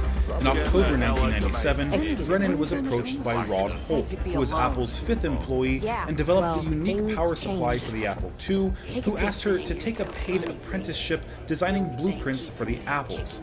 Both Holt and Jobs felt that it would be a good position for her, given her artistic abilities. Holt was particularly eager that she take the position and puzzled over her ambivalence toward it. Brennan's decision, however, was overshadowed by the fact that she realized she was pregnant and that Jobs was the father. It Like took her a how? few days to tell The Jobs, deputy whose here is face, interested in according to meeting Brennan, Marco to talk turned about that ugly at the mercenary news. company he's been At the funding. same time, according Since to part of Brennan, that money is at the coming from beginning a of her smuggling third operation, trimester, we're Jobs working never it wanted to together. ask her to get an abortion, you're but he investigating also the first. refused to discuss the Why? pregnancy with her. Brennan herself was confused about what to do. She didn't feel comfortable with the idea of having an abortion, and she chose to discuss the matter with Kobun, who seems encouraged like a her to strange keep the thing for a baby and mercenary pledged his company to be support. doing. Meanwhile, Holt was waiting I for her guess an decision on introduction the is in order. internship. Like Brennan stated Marco, that Jobs Jade continued here's the to head of a encourage her small to take the smuggling job by cartel. saying, "Be Difference is pregnant her and crew work at stays out of Apple. You Freestar can take the Collective job. space, I don't get while what the Marco's problem group is." operates exclusively Brennan, however, within it. notes that she felt Except so now he's ashamed at the looking to thought of expand having his a growing operation. belly in a professional He work started moving it environment on with my the child territory. being Jobs. Brennan turned down the internship and decided to leave Apple altogether. She stated that Jobs told her, "If you give up this baby for adoption, you'll be sorry, and I'm never going to help you." Because it might She get would a little sometimes ask awkward Jobs if for my money, sister but here he had always to arrest refused. me. Brennan hid her pregnancy for as long as she could, living in a variety of homes and continuing her work with Zen meditation. At the same time, according to If you Brennan, think this gives Jobs you started some to kind of spread leverage, rumors you're that she'd wrong. slept around and couldn't Sure, he might conceive a slow me child down as for he a was while, infertile. but a little A competition few weeks won't before break she me. was due to give birth, Brennan was invited to deliver her baby at the All One farm, and she accepted the offer. When Jobs was 23 years old, the same age as his biological Well, parents, thanks for the when they had economics him, lesson, Brennan but I gave think birth I know to her my baby, trade. Lisa Brennan, on Look, May the bad 17, news is Marco's 1978. incredibly Jobs paranoid. went there for the birth Never after stays he in was one place for contacted by long. Robert Friedland, The their good mutual news is, friend and the I know farm how to owner. find him. While distant, But you're not Jobs gonna worked tell with us her yet on a because name you for the want baby, something. which they discussed I while want the sitting in same the thing fields you on a do. blanket. I want Brennan Marco suggested out the of the name picture. Lisa, which Jobs Like I also said, liked, getting and a notes that meeting with Jobs him was would very be damn attached to near the name impossible. Lisa while he was also But the few publicly people who denying can arrange paternity. such a meeting She would discover right later here at that Red during Mile. this time, Jobs was preparing to unveil a new kind of suspected computer for some that he time that wanted Red to Mile give a was a meeting female place for name. smugglers. She also stated that she She's in never business gave him with Marco. permission to use the baby's She name won't for give a him up computer, easily. and that he hid the plans from her. Jobs also worked with his team to come up with the phrase local integrated She's the owner software and manager architecture here. as an alternative Inherited the place explanation when her for the husband was Apple killed. Lisa. Decades later, however, Jobs admitted to his biographer Walter May's the key to Isaacson this that, whole thing. obviously, I it don't was know her. named after my daughter. Maybe try to get on her When good Jobs side. denied paternity, a DNA test established him as Lisa's father. It required him to give Brennan $385 a month, in addition to returning the welfare My money thinking she had exactly. received. Jobs gave can her tell you $500 right now a what month she's at the gonna time want, when Apple went because it's the public, same as thing Jobs she always became a wants. millionaire. She wants runners. On That's how she December makes 12, most of her money. 1980, Apple Of course, launched the initial people that public offering of hard-blooded its aren't stock easy to to the find. investing public. Yeah, well, it I'm not generated going more out on the capital mile. than That's any a death IPO sentence. since Ford There Motor has to be Company in another way. 1956, You've been a and Ranger instantly long created enough that more too many millionaires, people know about your face and your 300, name. than any company in history. Runners attract a lot of Several attention. venture If capitalists someone cashed out, recognizes you and reaping tips billions off in May, long-term this whole capital thing is gains. shot. Jobs was You, worth on the over other $1 hand, were million in just a deputy. 1978 Pretty when he was unlikely just that a lot of people 23 know years you. old. This grew to You don't over have to do this. $250 million We'll find by the another time way he to was get to Marco. 25. He was also one of the youngest people to ever make the Forbes list of the nation's richest people, and one of the only handful to have done it themselves without inherited All wealth. right. It's While your the call to Apple make. II was already established If it's as a really as simple as successful asking May business-ready Divine for a platform meeting with because Marco, of VisiCalc, then I guess that's Apple all was you not need to do. content. The Apple We'll wait III here was for you. designed to take on the Try not to business die. environment, Will you? released on May 19, 1980. The Apple III was a relatively really going to conservative take on the design for mile, computers huh? of the era. However, Steve Jobs didn't want it to have a fan. Instead, he wanted the heat generated by the electronics to be dissipated through the chassis of the machine, foregoing the cooling Please be fan. careful out there. However, the physical design of the case was not sufficient to cool the components inside it. By removing the fan from the design, the Apple III was prone to overheating. This caused the integrated circuit chips to disconnect from the motherboard. Customers who contacted Apple customer service were told to raise the computer 6 inches in the air and then let go, which would cause the ICs to fall back into place. Thousands of Apple III computers were recalled. A new model was introduced in 1983 to try and rectify the problems, but the damage was already done. What is your business with him? Exactly. By August 1981, Apple was among the 3 largest microcomputer Quite a companies. leap of IBM faith that entered you're the asking personal me to computer take. market that month I have with no the particular IBM love for PC, Marco, but he is a Apple had many business associate. advantages. While So I must IBM protect began my with one reputation. microcomputer, Fortunately little for you, available hardware or software, and a generous couple of hundred dealers, It's Apple been had too 5 long times since as we've many had dealers in the US and an established international you're distribution network. After examining the IBM PC and finding it unimpressive, Are you prepared Apple to run confidently the Red purchased Mile? a full-page advertisement in the Wall Street Journal with the headline, "Welcome IBM, seriously." Microsoft head Bill Gates was at Apple headquarters the day of IBM's announcement, and later detailed how Apple didn't seem to Good. care about it, and took them a year to Once realize you've what was begun, happening. I'll collect By bets from my 1983, patrons who the will place PC wagers surpassed the on Apple your II survival. as the best-selling personal computer. Apple's board told Jobs he needed adult supervision, but he could sign off on whoever they hired. Jobs and the board But went I'm through sure about your 20 confidence will candidates, inspire most in our the tech patrons to sector, place but Jobs substantial vetoed wagers them on all. your survival. Finally, he met John Scully, who'd risen to CEO of That's Pepsi in what just 10 every years. runner's He also had a reputation for being a Mission marketing unknown. master, I having can't helped even create the imagine why Pepsi you Challenge take part in campaign such that sparked the uncivilized so-called Cola activity. Wars of the There's always a 1970s. better way. Jobs lured John Now that Scully we're away from Pepsi Cola to serve as was Apple's CEO, you ready to asking, begin? do you want to spend the rest of your life selling sugared water, or do you want a chance to change the world? Come with me and I'll Apple Computer's business division was focused on the Apple III, a failing iteration of the text-based computer. Simultaneously, the Lisa Group worked on a new machine that would feature a completely different interface and introduce the words mouse, icon, and desktop into the vocabulary of the computing public. In return for the right to buy $1 million of pre-IPO stock, Xerox granted Apple Computer 3 days access to the PARC facilities. PARC was a sub-research and development company. After visiting PARC, they came away with new ideas that would complete the foundation for Apple's first graphical user interface computer. By 1984, Apple had proved twice over that it was a force to be reckoned with. It had taken on IBM, the biggest name in business computing, and acquitted itself admirably. The Apple I and II were resounding successes, but while the Apple III and Lisa had been remarkable failures, Apple needed another hit, both to guarantee its future and to target the lower end of the market, which to date it had regularly ignored. That hit was the Macintosh, the machine that largely guaranteed the company's future. We'll always remember Steve Jobs as the man who launched the Macintosh, but he only arrived on the project in 1981, 2 years after Jeff Raskin had started work on the low-cost computer for home and business use. Jobs quickly stamped his mark on it, and Raskin left in 1982 before the product shipped. We have to give Raskin credit for the original idea and its name. His favorite type of Apple was the Macintosh, but otherwise the machine that eventually launched was a fair way away from the one he originally envisioned. Raskin's early prototypes had text-based displays and used function keys in place of the mouse for executing common tasks. Raskin later endorsed the mouse, but with more than the single button that shipped with the Macintosh. It was Jobs and Bud Tribble, the latter of whom is still at Apple, that really pushed the team to implement the graphical user interface for which it became famous. They saw the potential of the GUI's desktop metaphorical-based design, and they'd already laid much of the groundwork for Apple's own take on the system as part of the Lisa project. Tribble tasked the Macintosh team with doing the same for their own machine, which, in hindsight, may have been the most important directive ever issued by anyone inside Apple. If the Macintosh team had continued down the text and keyboard path, it's unlikely their product would have sold as well as it did, and Apple, as we know it, might not have existed at all. In early 1984, at Apple's annual shareholders meeting, an emotional Jobs introduced the Macintosh to a wildly enthusiastic audience. Nobody would ever deny that the original Macintosh was a work of genius. It was small, relatively inexpensive, and friendly. It brought the GUI to a mass audience and gave us all the tools we could ever need for producing graphics-rich work that would have cost many times as much on any other platform. Yet, right from the start, it was in danger of disappointing us. You see, Apple had built it up to be something quite astounding. It was going to change the computing world, we were told, as launch day approached. The hype continued to grow. It was a gamble, a big one, that any other company would likely have shied away from. But then, no other company was ran by Steve Jobs. Jobs understood what made the Macintosh special, and he knew that, aside from the keynote address in which he would reveal it, the show-stopping machine needed a show-stopping app.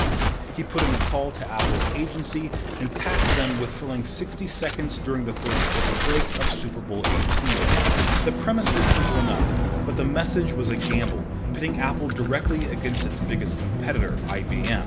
They dominated the workplace of the early 1980s, and the saying that nobody ever got fired for buying IBM was a powerful expression working in its favor. People trusted the brand, staking their careers on the simple choice of IBM or one of the others. As a result, the others often missed out, and if Apple wasn't going to languish among them, it had to change that perception. So the ad portrayed Apple as humanity's only hope for the future. It dressed Anya Major, an athlete, with a picture of the Mac on her vest. She was bright, fresh, and youthful, in a stark contrast to the cold, blue, shaven-headed drones around them. They were brainwashed by Big Brother, who lectured them to an enormous screen, but Major hurled a hammer through the screen to destroy the evil platform. Even without the tagline, the inference would have been clear. But Jobs and CEO John Scully agreed to add the memorable line, on January 24th, this computer will introduce Macintosh, and you'll see what 1984 won't be like 1984. 2 days after the 1984 ad aired, the Macintosh went on sale. It came bundled with two applications designed to show off its interface, Mac Write and Mac Paint. Although the Mac garnered an immediate enthusiastic following, it was too radical for some. We labeled it as a mere toy, because the machine was entirely designed around the graphical user interface. Existing text mode and Pinion-driven applications had to be redesigned, and the programming code rewritten. This was a challenging undertaking that many software developers shied away from, and resulted in an initial lack of software systems. It had all been good news for Apple so far. The company was still young, but going from strength to strength, and it offered some serious competition for its larger, longer-established rivals. Scully and Jobs' management styles were wildly different though, and it's perhaps inevitable that this led to some conflicts between the two men. Scully didn't like the way that Jobs treated other staff members, and the two came to blows over more practical matters, including the price of the Macintosh. From the moment of its inception, the Macintosh was always supposed to be a computer for the rest of us, keenly priced so that it would sell in large numbers. The aim was to put out a $1,000 machine. Over years of development, as the project became more ambitious, this almost doubled. Shortly before its launch, it was slated to go on sale at $2,000, but Scully could see that even this wasn't enough, and he decreed that it would have to be hiked by another $500. Jobs disagreed, but Scully prevailed, and the Macintosh hit shelves at $2,500. That was just the start of the friction between the two men, which wasn't helped by a downturn in the company's fortunes. Sales of the Macintosh started to tail off. The Lisa was discontinued, and Jobs didn't hide the fact that his initial respect for Scully had cooled. The board urged Scully to rein Jobs in, and that's exactly what he did, but not until March 1985, just shy of 2 years after arriving at the company. Scully visited Jobs in his office and told him that he was taking away his responsibility for running the Macintosh. Talking to the BBC in 2012, Scully said, "What went on inside the company at the time, when the Macintosh offer was introduced in 1985 and failed, Steve went into a very deep funk. He was depressed, and he and I had a major disagreement on where he wanted to put the Macintosh, and I wanted to focus on the Apple II because we were a public company. We had to have the profits of the Apple II, and we couldn't afford to cut the price of the Macintosh because we needed the profits from the Apple II to show our earnings, not just to cover the Mac's problems." And that's what led to the disagreement and the showdown between me and Steve, and eventually the board investigated it and agreed that my position was the one they wanted to support. Scully and Jobs' respective visions for the company greatly differed. Scully favored open architecture computers like the Apple II, sold to education, small business, and home markets less vulnerable to IBM. Jobs wanted the company to focus on the closed architecture of Macintosh as a business alternative to the IBM PC. Scully had little control over chairman of the board Jobs' Macintosh division. It and the Apple II division operated like separate companies, duplicating services. So its products provided 85% of Apple's sales in 1985. The company's January 1985 annual meeting did not mention the Apple II division or employees. Many left, including Wozniak, who stated that the company had been going in the wrong direction for the last 5 years and sold most of its stock. The Macintosh's failure to defeat the PC strengthened Scully's position in the company, but Jobs wasn't ready to go without a fight. Scully had to leave the country on business that May, and Jobs saw this as the perfect opportunity to wrestle back control of the company. He confided in the senior members of his own team, which at the time included Jean-Louis Gasset, who was being lined up to take over from Jobs on the Macintosh team. Gasset told Scully what was happening, and Scully canceled his trip. The following morning, Scully confronted Jobs in front of the whole board, asking if the rumors were true. Jobs said they were, and Scully asked the board to choose between the two of them, him or Jobs. They sided with Scully, and Jobs' fate was sealed. Scully reorganized the company, installing Gasset at the head of the computer division, and made Jobs Apple's chairman. That might sound like a change, but in reality, it was a largely ceremonial that took the co-founder away from day-to-day activities over a few months later on. In 1985, Jobs submitted a letter of resignation to the Apple board. 5 additional senior Apple employees also resigned and joined Jobs in his new venture, Next.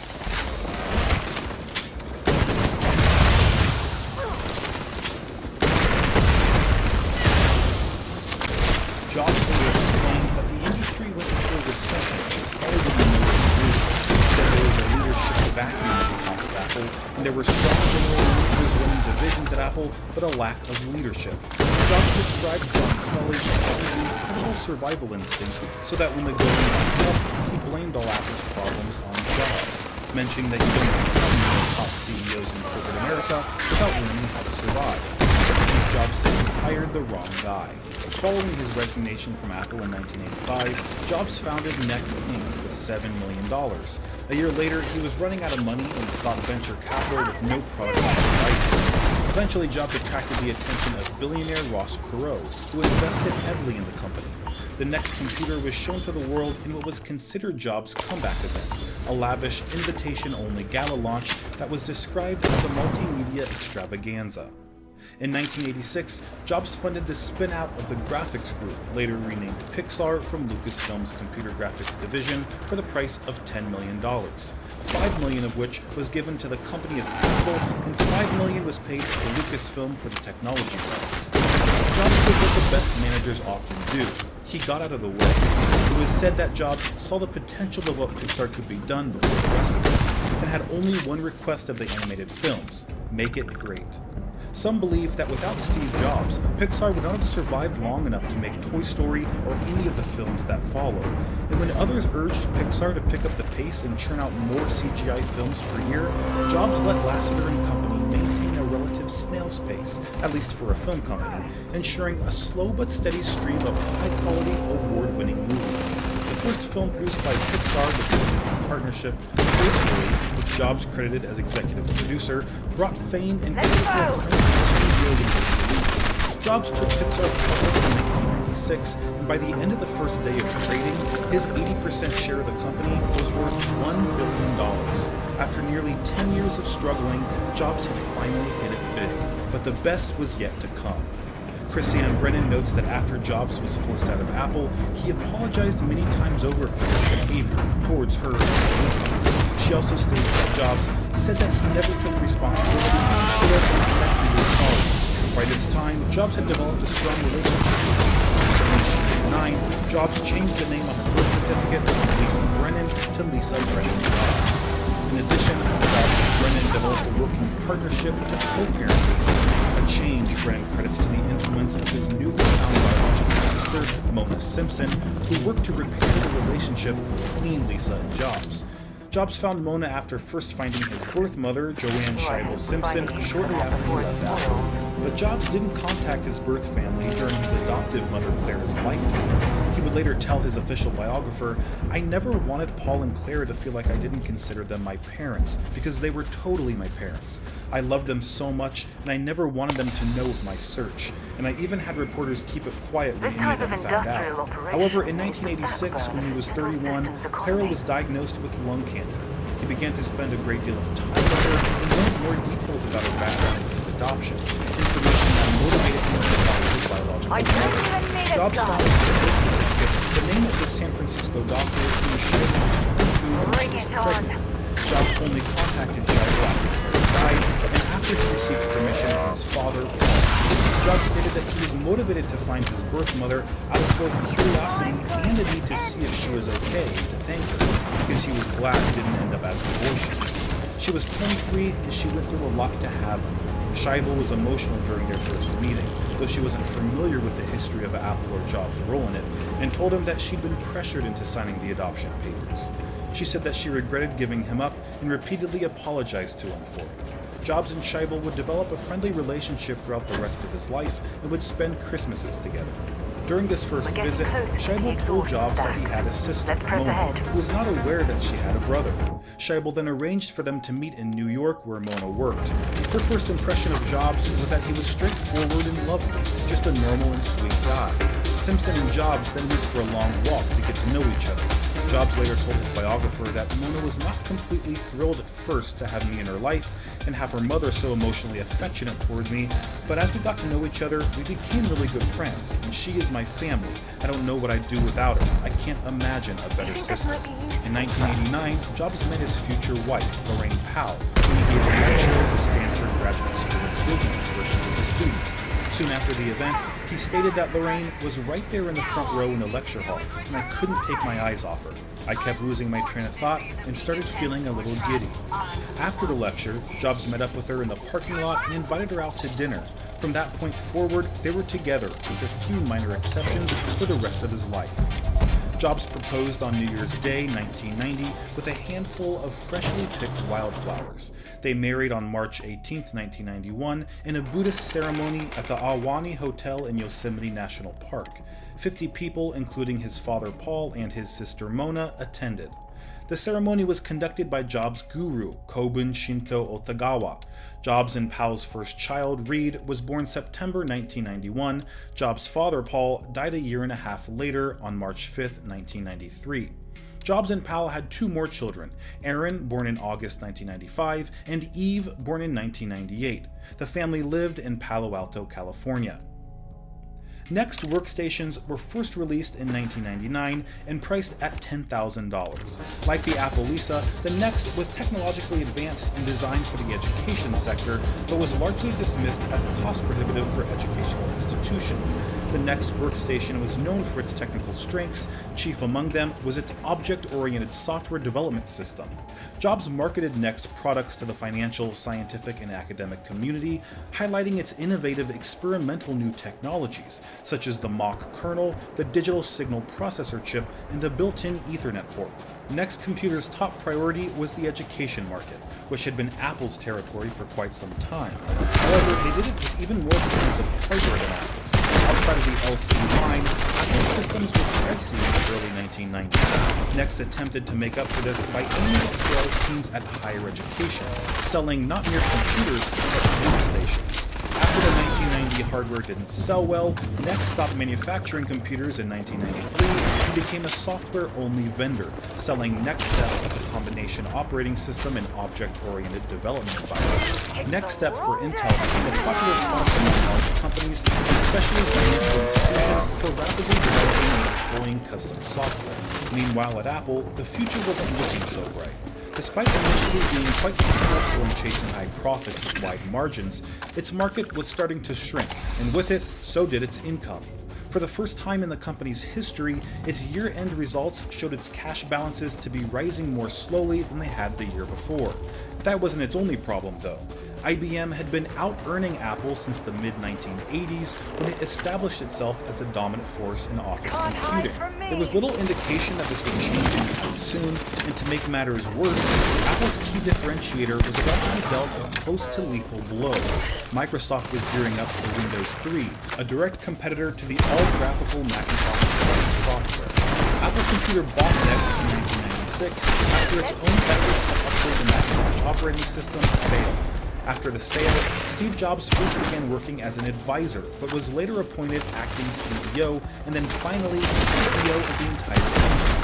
Apple said that Next strengths in development software and operating environments would be combined with Apple's ease of use and multimedia software. Apple initially said that NextStep features would be used in its own operating system, macOS.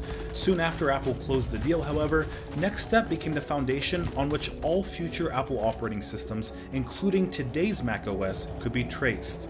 Next failed to achieve most of its objectives and burned a ton of cash in the process, but the hardware and software wasn't without technical qualities. Some writers, like Randall Strauss and Steve Jobs in The Next Big Thing, would pin the business failure mostly on Jobs and his personality, who famously micromanaged everything, insisted on bizarrely difficult and expensive positions, alienated important partners, and pivoted wildly as they ran out of money and investors. However, this failure taught him so much that he was finally able to become a great CEO when he returned to Apple in the late 90s. Steve Wozniak explained in a 2013 interview that while Jobs was at Next, he was really getting his head together. In 1996, Apple announced that it would buy Next for $427 million. The deal was finalized in February 1997, bringing Jobs back to the company he had co-founded. Jobs terminated a number of projects, including the Newton, CyberDog, and OpenDoc. In the coming months, many employees developed a fear of encountering Jobs while riding the elevator, afraid that they might not have a job when the doors opened. The reality was that Jobs' summary executions were rare, but a handful of victims was enough to terrorize a whole company. Jobs also changed the licensing program for Macintosh clones, making it too costly for manufacturers to continue making machines.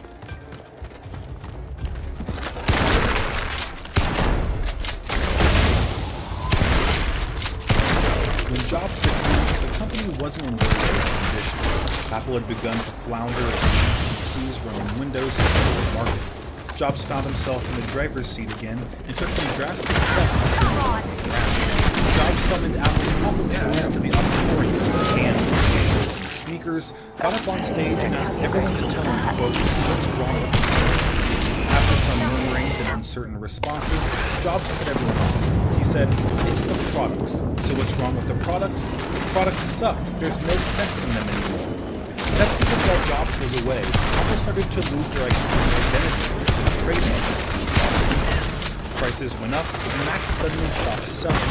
The product line proliferated and became so fragmented that it was impossible to put a different pricing model. This not only confused customers, but also sales associates, and Apple's image was damaged in the process. Jobs started making steps to put back in place the Apple he had originally built. This started at the 1997 Macworld Expo. Steve Jobs announced that Apple would be entering into a partnership with Microsoft. Included in this was a 5-year commitment from Microsoft to release Office for Macintosh, as well as a $150 million investment, as well as Apple and Microsoft agreeing to settle a long-standing dispute over whether Microsoft Windows operating system infringed on any of Apple's patents. Jobs used the money to ramp up advertising and highlight the products Apple already offered while choking off R&D money into non-PC areas. One of Jobs' first moves as new acting CEO was to develop the iMac, which bought Apple time to restructure. The original iMac integrated a CRT display and CPU into a streamlined translucent plastic body. The line became a sales success, moving about 1 million units each year. It also helped reintroduce Apple to the media and public, and showcased the company's new emphasis on design and aesthetics. Through Jobs' guidance, the company increased sales significantly with the introduction of the iMac and other new products.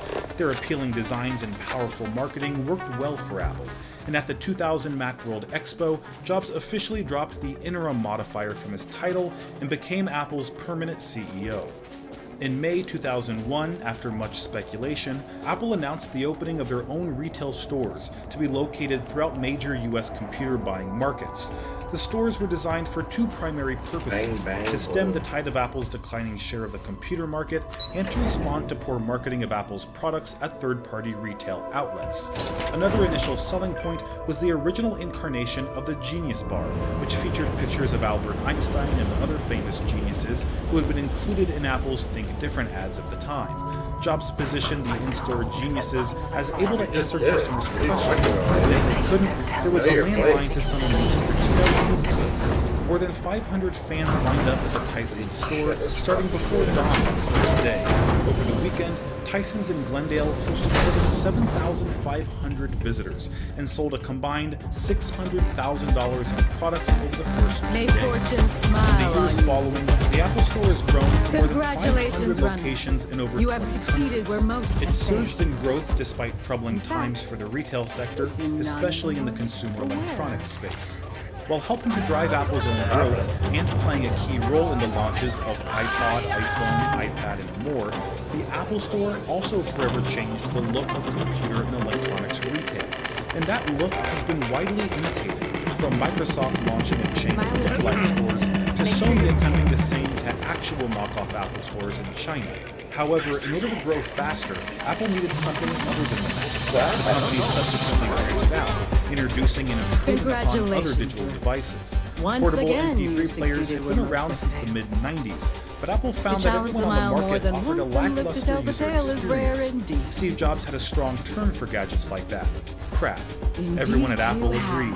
Flash memory-based players of the era held only about 15 songs. Hard drive players held far more, but were relatively big, heavy, and they supported difficult-to-navigate user interfaces that did not scale well when scrolling through thousands of songs. However, most portable media players use the bulky USB 1.1 standard to transfer music from a host computer to the player, which made the user wait up to 5 minutes to transfer about 15 songs. So when moving You made it. thousands of songs, You're the back. transfer time Are you could shoot up okay? to several hours. Jobs decided that Apple should attempt to create its own MP3 player, one that played well with iTunes Really? and could Either potentially the Red attract Mouse more reputation customers is to the Mac exaggerated, or platform. you're just that good. 2001 marked an uncertain time for Anyway, the company. The I'm recent relieved tech you made it stock through. crash loomed fresh in everyone's Why? minds, Afraid and you'd Apple was lose all just that barely work you put breaking into your even smuggling financially. investigation? The company's main focus I was on wouldn't the Mac expect you to computer line, understand. and it All had you see few in people is resources what to you can get spare from for them. other projects. I'm Due to glad, this, the iPod because had that to be was an finished incredibly quickly, brave so move. Apple wouldn't shut down the And project. we need rangers Product with that lead kind of Tony courage. Fadell also felt that competitors Also, would beat I- Apple to the market with a I owe you an similar device apology. if Apple didn't I was work pretty as off fast with as you it at could. first. After 6 months of hard work, the iPod began to come together. question about The it. concentrated and well-organized efforts of Apple's various iPod teams proved that they could finish the Maybe product someday in I time, can- but one hiccup almost got in the way. The events of September isn't the 11th, time. 2001 We took need to place focus on during the task at final hand. stretch of the iPod's Once you're on development. your way, As the I'll attacks return to the Rock unfolded, and let the an Marshal Apple know what's team going on. carrying key iPod Come prototypes home from safe, Taiwan Deputy. landed That's on an order. U.S. soil, just Always before wear the the U.S. soft government little shut down sister. air travel nationwide. Oh, go to hell. The iPod Or at prototypes least made it make in yourself time. useful The and get first us some iPod drinks. shipped in November 2001, and to date, Apple has sold more than Show of 304 million units across 4 different models. Time for me to With keep the my promise, successful Brenner? introduction of the iPod, You can find the company Marco entered the on mobile Kodos device and aboard music ship. distribution industry, I'd advise you not. giving an enormous boost to Apple's He is revenue. not In exactly. 2003, Apple launched the iTunes Music Store with 200,000 songs sold at 99 He's cents intelligent, each, giving people a well-connected, and convenient way utterly to buy digital ruthless. music legally. He's also a man It of sold taste 1 who million appreciates the songs in fine. its first week, and music You'll find expert out Mark soon enough Mulligan what I mean. described Jobs as single-handedly pulling the music industry into the digital age. Before Apple launched Only that iTunes, someone Jobs had wanted me. met with dozens of musicians Don't in the expect hopes to of catch him corralling record unprepared. labels into going Keeps a along with the sizable iTunes force of plan. mercenaries One of the aboard people his Jobs ship pitched as to bodyguards. was prominent trumpet player Wynton Marsalis. Marsalis said Jobs talked for 2 Then it's in hours our straight. interest He that was a you make possessed man, he said. Travel After a safely, while, runner. I started looking at him and Did not you the ever computer, crave the because I was challenge so of the mile fascinated again? with his passion. It will be huge. Pitching and selling was a key part of Jobs' repertoire. He was one of the world's best presenters. His keynote speeches captivated audiences and have become a staple to the Apple brand. He didn't just announce a new Apple product. He found ways to get the audience as excited as possible while masterfully making that Apple product the next must-have item. Jobs' passion shone through each and every presentation, which resonated with the audience. He was both admired and criticized for his skill at persuasion and salesmanship, which has been dubbed the reality distortion field, and was particularly evident during his keynote speeches, colloquially known as Steve Notes, at Macworld Expos and at Apple Worldwide Developer Conferences. However, in October 2003, Jobs was diagnosed with cancer. In mid-2004, he announced to his employees that he had a cancerous tumor in his pancreas. The prognosis for pancreatic cancer is usually very poor, but Jobs stated that he had a rare, much less aggressive type. Despite his diagnosis, Jobs resisted his doctor's recommendations for medical intervention for 9 months, instead relying on an alternative medicine to thwart the disease. According to Harvard researcher Ramsey Amory, his choice of alternative treatment led to unnecessarily other doctors agree that Jobs' diet was insufficient to address the disease, with Kettering Cancer Center chief Barry Castle saying, Jobs' faith in alternative medicine likely cost him his life. He had the only kind of pancreatic cancer that's treatable and curable. He essentially committed suicide. According to Jobs' biographer Walter Isaacson, he refused to undergo surgery for his cancer because, quote, he didn't want his body being opened, a decision Jobs later regretted as his health declined. It was around this time in 2005, a year after he was first diagnosed with cancer, that Jobs made a candid speech to graduating students at Stanford University. This speech is known as one of the best Jobs has ever delivered. He talked about his love for what he did and the importance of staying hungry, staying foolish. He also reflects on the hardest moment of his life, leaving Apple in 1985. He explains that he didn't see it at the time, but it ended up being the best thing that ever happened. Back at Apple, Jobs began preparing on June 6, 2005 at the Worldwide Developers Conference, where Apple would reveal their plan to begin producing Intel-based Mac computers in 2006. And when that day arrived, the new MacBook Pro and iMac became the first Apple computers to use Intel's Core 2 Duo processor. By August, Apple had made the transition to Intel chips for the entire Mac product line, 1 year earlier than expected. All these great performances and products helped to boost Apple's stock price, which increased more than tenfold between early 2003 and 2006, from around $6 per share to over $8. And in January 2006, Apple's market capitalization surpassed that of Dell, a huge milestone for the company. Because 9 years prior, Dell's CEO said that if he ran Apple, he would, quote, shut it down and give the money back to the shareholders. Jobs sent an email to all employees when Apple's market capitalization rose above Dell's. It read, "Team, it turned out that Michael Dell wasn't perfect at predicting the future. Based on today's stock market close, Apple is worth more than Dell. Stocks go up and down, and things may be different tomorrow, but I thought it was worth a moment of reflection today. Steve." Meanwhile, Pixar's contract with Disney was running out. Jobs and Disney chief executive Michael Eisner tried but failed to negotiate a new partnership. And in early 2004, Jobs announced that Pixar would seek a new partner to distribute its films after its contract with Disney expired. But in October 2005, Bob Iger replaced Eisner at Disney, and Iger quickly worked to mend relations with Jobs and Pixar. In 2006, the two announced that Disney had agreed to purchase Pixar in an all-stock transaction worth $7.4 billion. When the deal closed, Jobs became the Walt Disney Company's largest single shareholder, with approximately 7% of the company's stock.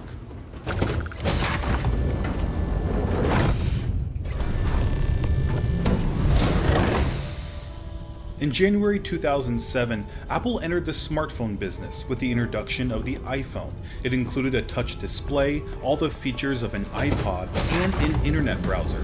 It was a complete rebuke of the entire smartphone market, which had been fixated on adding more buttons, more features, and more styluses. But all those things came at the detriment of the user experience. That's why Steve Jobs used this graph while introducing the iPhone. The Moto Q, Nokia E62, and Palm Treo were more capable than the average cell phone, but those extra features added complexity.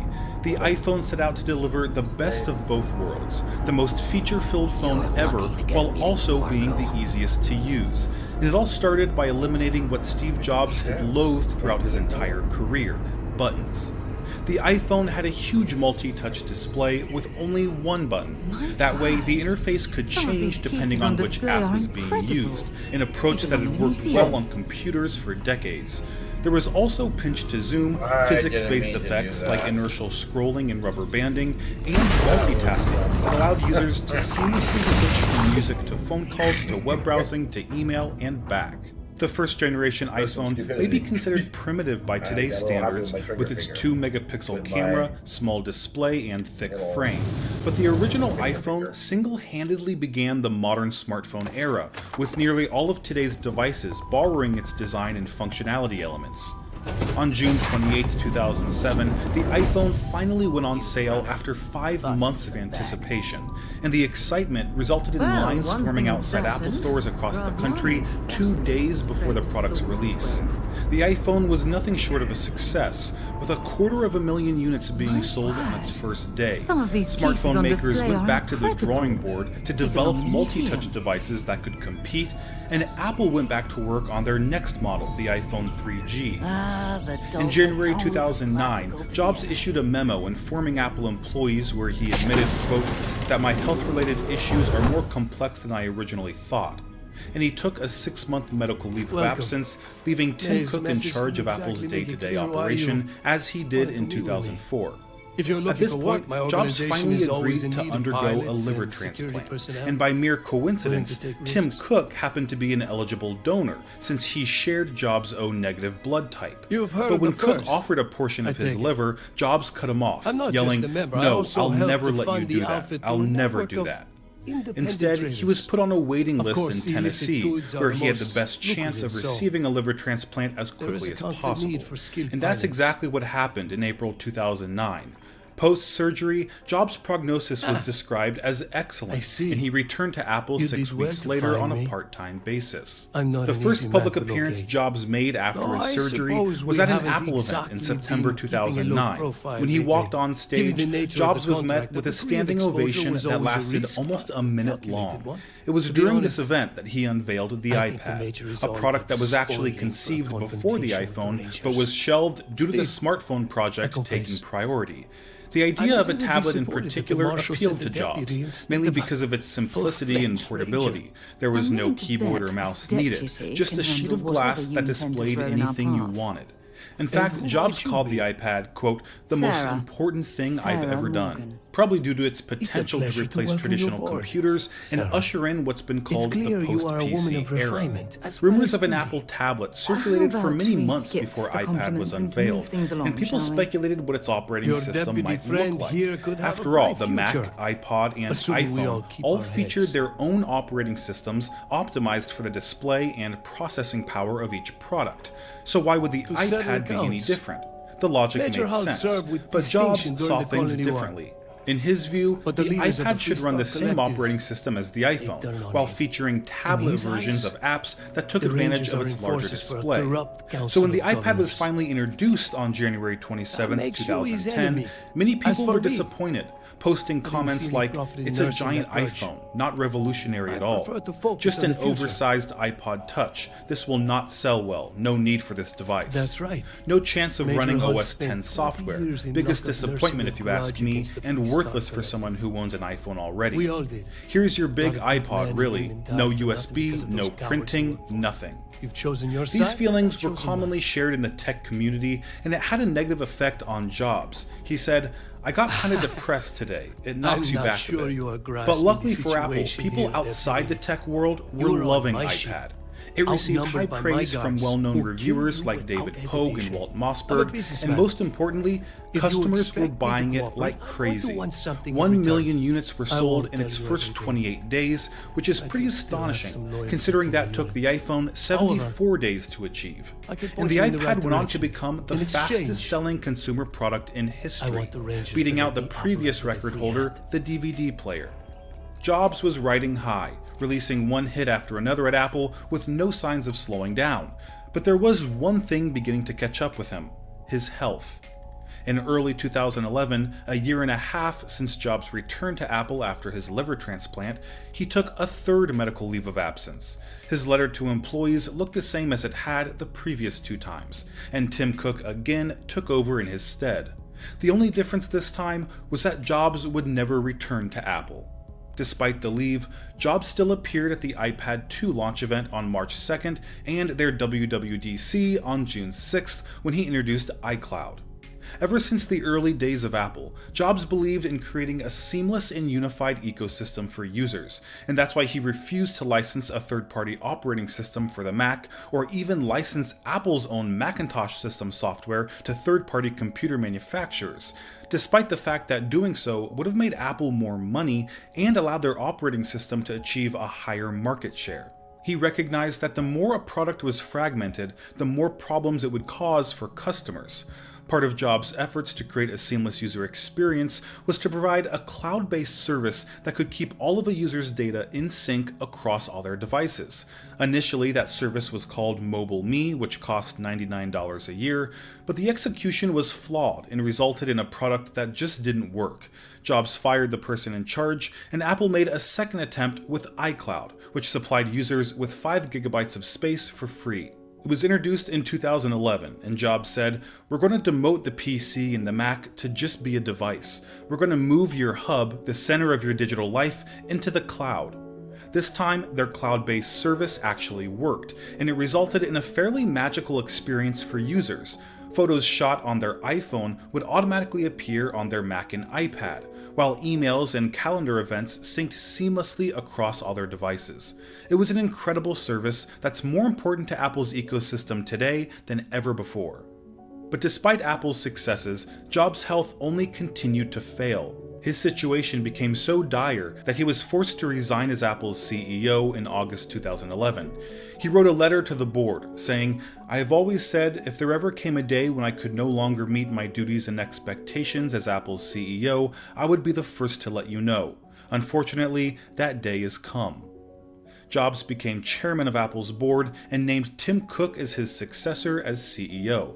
As chairman, Jobs continued to work for Apple until the day before his death 6 weeks later. He passed away at his Palo Alto home around 3 p.m. on October 5th due to complications from a pancreatic tumor that resulted in respiratory arrest. His wife, children, and sisters were at his side. Mona Simpson described his death, saying, "Steve's final words, hours earlier, were monosyllables, repeated 3 times. Before embarking, he'd looked at his sister Patty, then for a long time at his children, then at his life's partner, Lorraine, and then over their shoulders past them. Steve's final words were, 'Oh wow, oh wow, oh wow.' He then lost consciousness and died several hours later." A small private funeral was held on October 7th, the details of which, out of respect for Jobs' family, were not revealed. For 2 weeks following his death, Apple displayed a photo of Jobs on their homepage in remembrance. On October 19th, a private memorial service was held on Apple's campus. Jobs' widow, Lorraine, was in attendance, as well as Cook, Bill Campbell, Nora Jones, Al Gore, and Coldplay. Some of Apple's retail stores closed briefly so employees could attend the memorial. A video of the service was made available publicly on Apple's website. Jobs was one of the most innovative and influential entrepreneurs of our time. He left a legacy that'll be marveled over and studied for decades. Despite his humble beginnings, Jobs was able to build the most valuable brand in the world and revolutionize several industries. His identity was so intertwined with Apple's that when he resigned, many predicted the company's decline, claiming that they'd no longer be able to innovate without their visionary leader. But many people failed to recognize the most crucial gift Jobs left behind, his philosophy. When he was forced out of the company in 1985, John Scully didn't share Jobs' beliefs about what made a product great. But when Jobs resigned in 2011, the company had been steeped in that philosophy. And Tim Cook was perhaps the individual who understood it best. In fact, shortly before his death, Jobs told Cook, "Never ask what I would do, just do what's right." Since Tim Cook took over the company in 2007, Apple's value has grown exponentially, fueled by hit products like the Apple Watch and AirPods. Even though Jobs hasn't been with the company for a decade, his philosophy lives within Apple today and will continue to exist long into the future.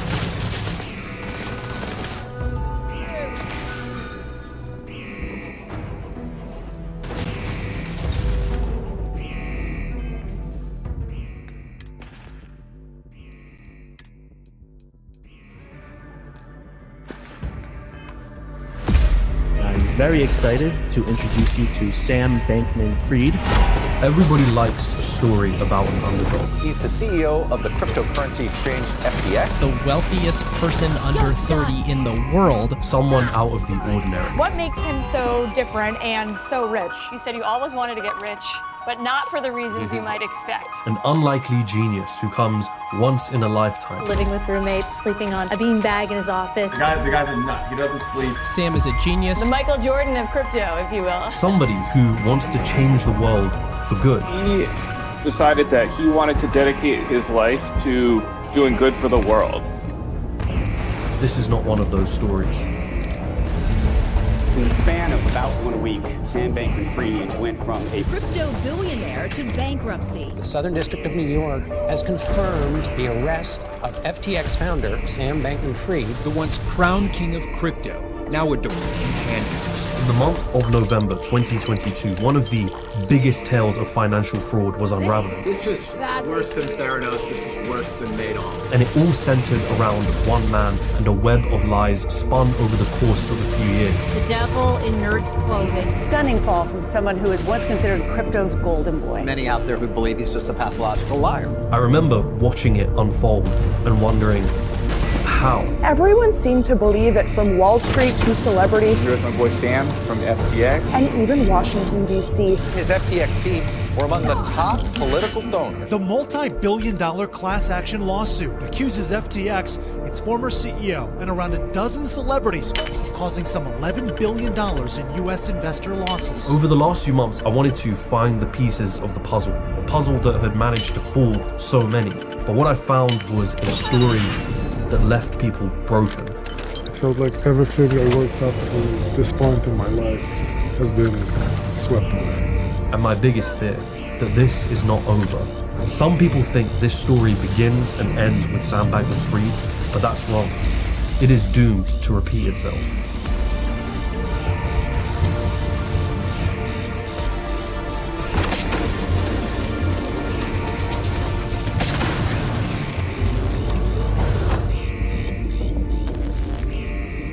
First, for the last 3 years, I've been using Notion on a daily basis, who are also the sponsors for today's video. Notion essentially gives you a place to store your notes, your to-do list, your goals, and just about anything that's inside of your head all in one place. So here is an example of a Notion page.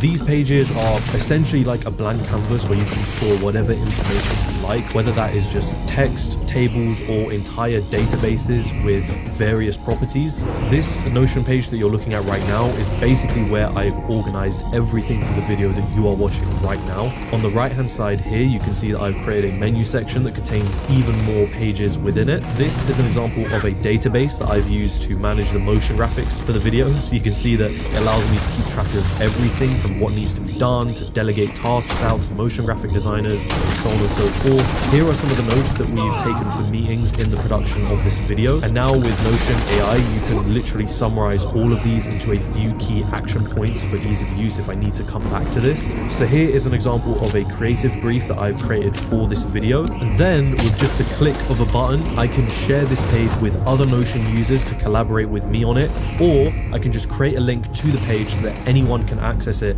even if they don't have Notion. I can even use Notion AI to help kickstart creative idea sessions. So for example, generating title ideas for this video. And because you can get Notion on your phone, you basically have all of this all in one place wherever you go. It's insanely helpful. You can get started with Notion for free today, and Notion AI is only $10 a month using the link in the description below. These videos take a lot of time and a lot of money to create, but it's thanks to you guys and sponsors like Notion, and literally Notion as a software, that I'm able to continue creating them.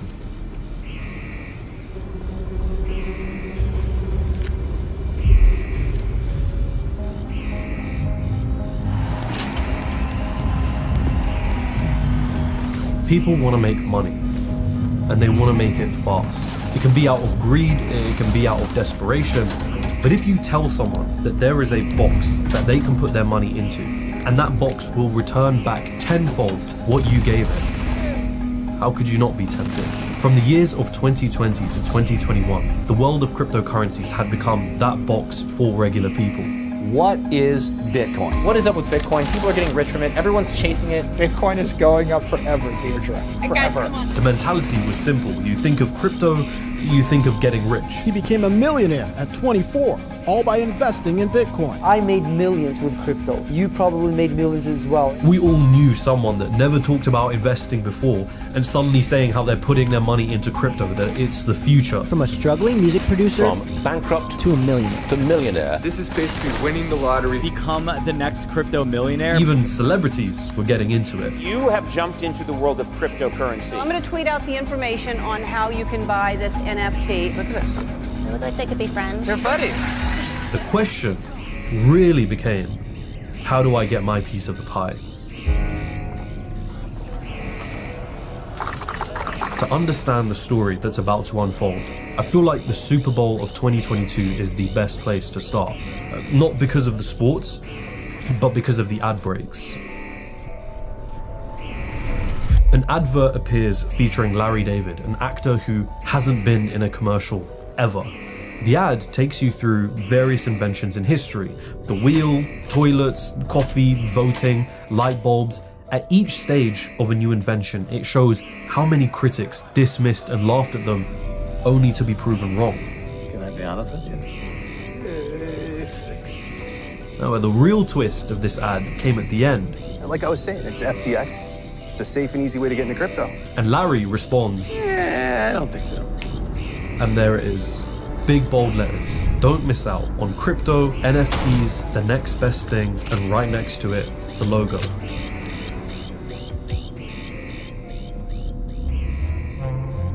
If you wanted to buy crypto, most regular people would have to do it through a cryptocurrency exchange. Think of it like a central location that you deposit your money into, and from there you can place orders to buy and sell cryptocurrencies. The exchange's job is to match you with those buyers and sellers. And once you've made your riches, you withdraw your money from the exchange into your bank account. They are the easiest gateways into the world of crypto, accessible from the very phones in your pocket. Within the top 3 cryptocurrency exchanges at the time, you had Binance at number 1, owned by a guy called Changpeng Zhao, nickname CZ. In second, you had Coinbase, owned by a man named Brian Armstrong. And then finally, FTX. I'm excited to be partnering with FTX. If you're wondering, well, what is FTX? FTX is like the best exchange. They're a safe exchange where people can trade things like cryptocurrencies. The first crypto company to win naming rights to a major US arena. FTX is a platform where they offer 85% lower fees than their top competitors. They have the most coins, they have giveaways where they give free coins. FTX is the best crypto exchange in the world with no fixed fees. But this week, I actually want to tell you about Sam. He's the young super billionaire and founder of the FTX exchange. And so we arrive at Sam Bankman-Fried, nickname SBF. All right, Sam, tell us about yourself. Yeah, my name is Sam Bankman-Fried. I'm the CEO and founder of FTX. Did you ever imagine that at 25, when you got involved, you would now be one of the most important people in the crypto world and have become a multi-billionaire? No, no, although... Not only one of the nicest people in crypto, but one of the smartest as well. SBF, thanks for taking the time out of your day down in the Bahamas to join us. How you doing over there? At only 30 years old, this guy had an estimated net worth of $26 billion. I mean, Forbes had already done an article on him, save for Mark Zuckerberg. No one in history has ever gotten so rich so young. Sam is a genius, an effective altruist, and he's also the wealthiest person under 30 in the world. His hair was disheveled. His clothes usually consisted of loose-fitting t-shirts and a pair of shorts. You'd see pictures of him sleeping on beanbags in his office. You trust the guy more when you see the car he drives. He's worth like $20 billion or something. First of all, his appearance. He's only 29 years old, and he typically wears a t-shirt or a sweatshirt that has the FTX logo on it, khaki shorts. Very often when people get wealthy, they buy fancy suits and so forth. You haven't gone to that phase yet, right? Not so much. He sounds a little bit like most tech bros I went to college with, not showering a ton, a really messy desk. He was very much the tech nerd genius stereotype. When you searched him up online, you would see pictures with him and celebrities like Tom Brady, with politicians like Bill Clinton and Tony Blair.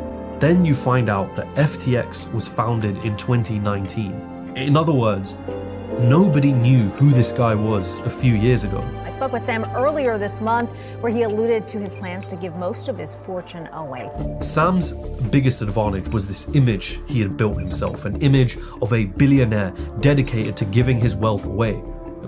What's not to love about that? The guy you see next to me is the most generous billionaire in the world. Do you have a sense of how much of your fortune you'd be willing to give away in the end? In the end, I think almost all of it, right? Like, I'm not particularly excited to dive into luxury. I'm not excited about yachts. A crypto billionaire plans to give away 99% of his money. What about your own legacy, Sam? What impact would you want to leave on the world? In the end, my goal is to do as much good as I can for the world. So I can prove, to the world that this isn't bullshit, that I really do mean it. Around May of 2022, a guy called Mark Cohodes starts publicly broadcasting his views about FTX and Sam Bankman-Fried on Twitter. In the world of finance, Cohodes is what you would call a short seller, somebody that bets against the success of a company's stock, and if they're right, they make money. Only a few months after his initial tweets, he had sent an email to Bloomberg asking them to investigate Sam Bankman-Fried and FTX. Cohodes was skeptical, and one of his biggest questions was related to Sam and his background. Just who was this guy really? And how did he achieve his status in such a short period of time? It was a fair question.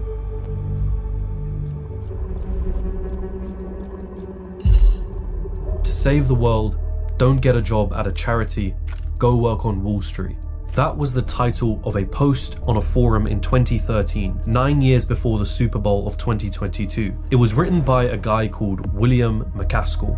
He is the Associate Professor of Philosophy at the University of Oxford, co-founder of the Effective Altruism movement.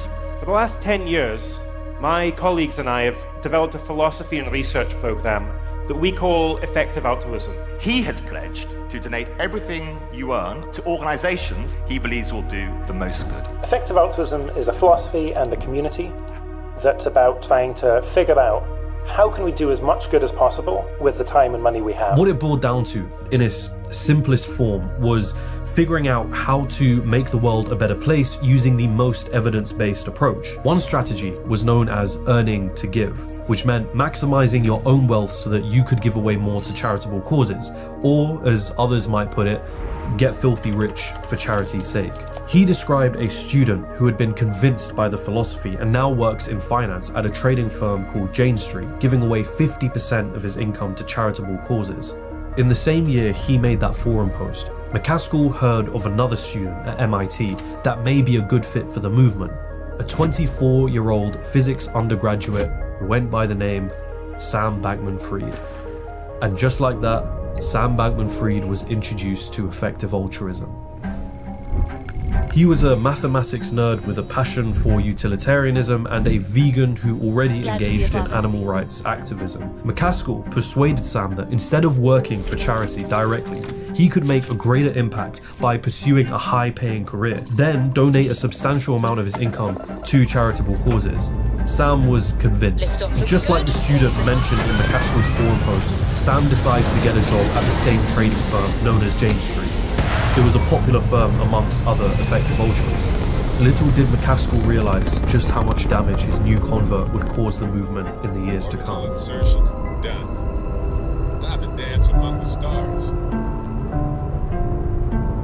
In the summer of 2021, Sam Bankman-Fried gets on a Zoom call with partners of Sequoia Capital, a venture capital firm. These were people who had invested in Apple, Google, Instagram, and I could go on.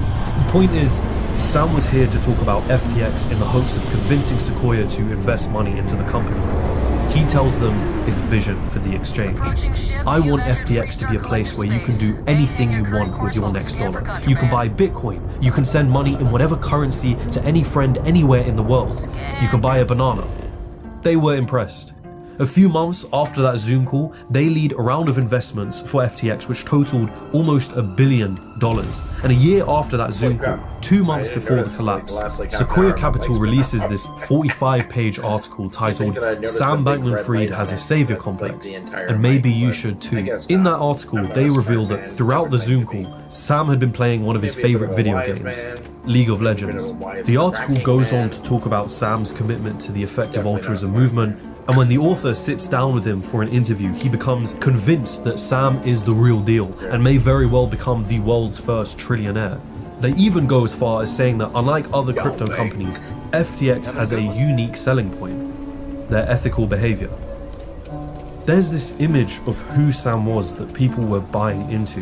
An effective altruist, a crypto genius, a nerd who played video games whilst casually pitching billion-dollar investors. Sequoia wasn't some exceptional case, they were just one of the many big institutional names investing into FTX. I mean, we're talking Temasek, SoftBank, BlackRock, Ontario Teachers Pension Fund. Who cares what the big boy institutions are doing, right? I mean, none of that means anything to the average person.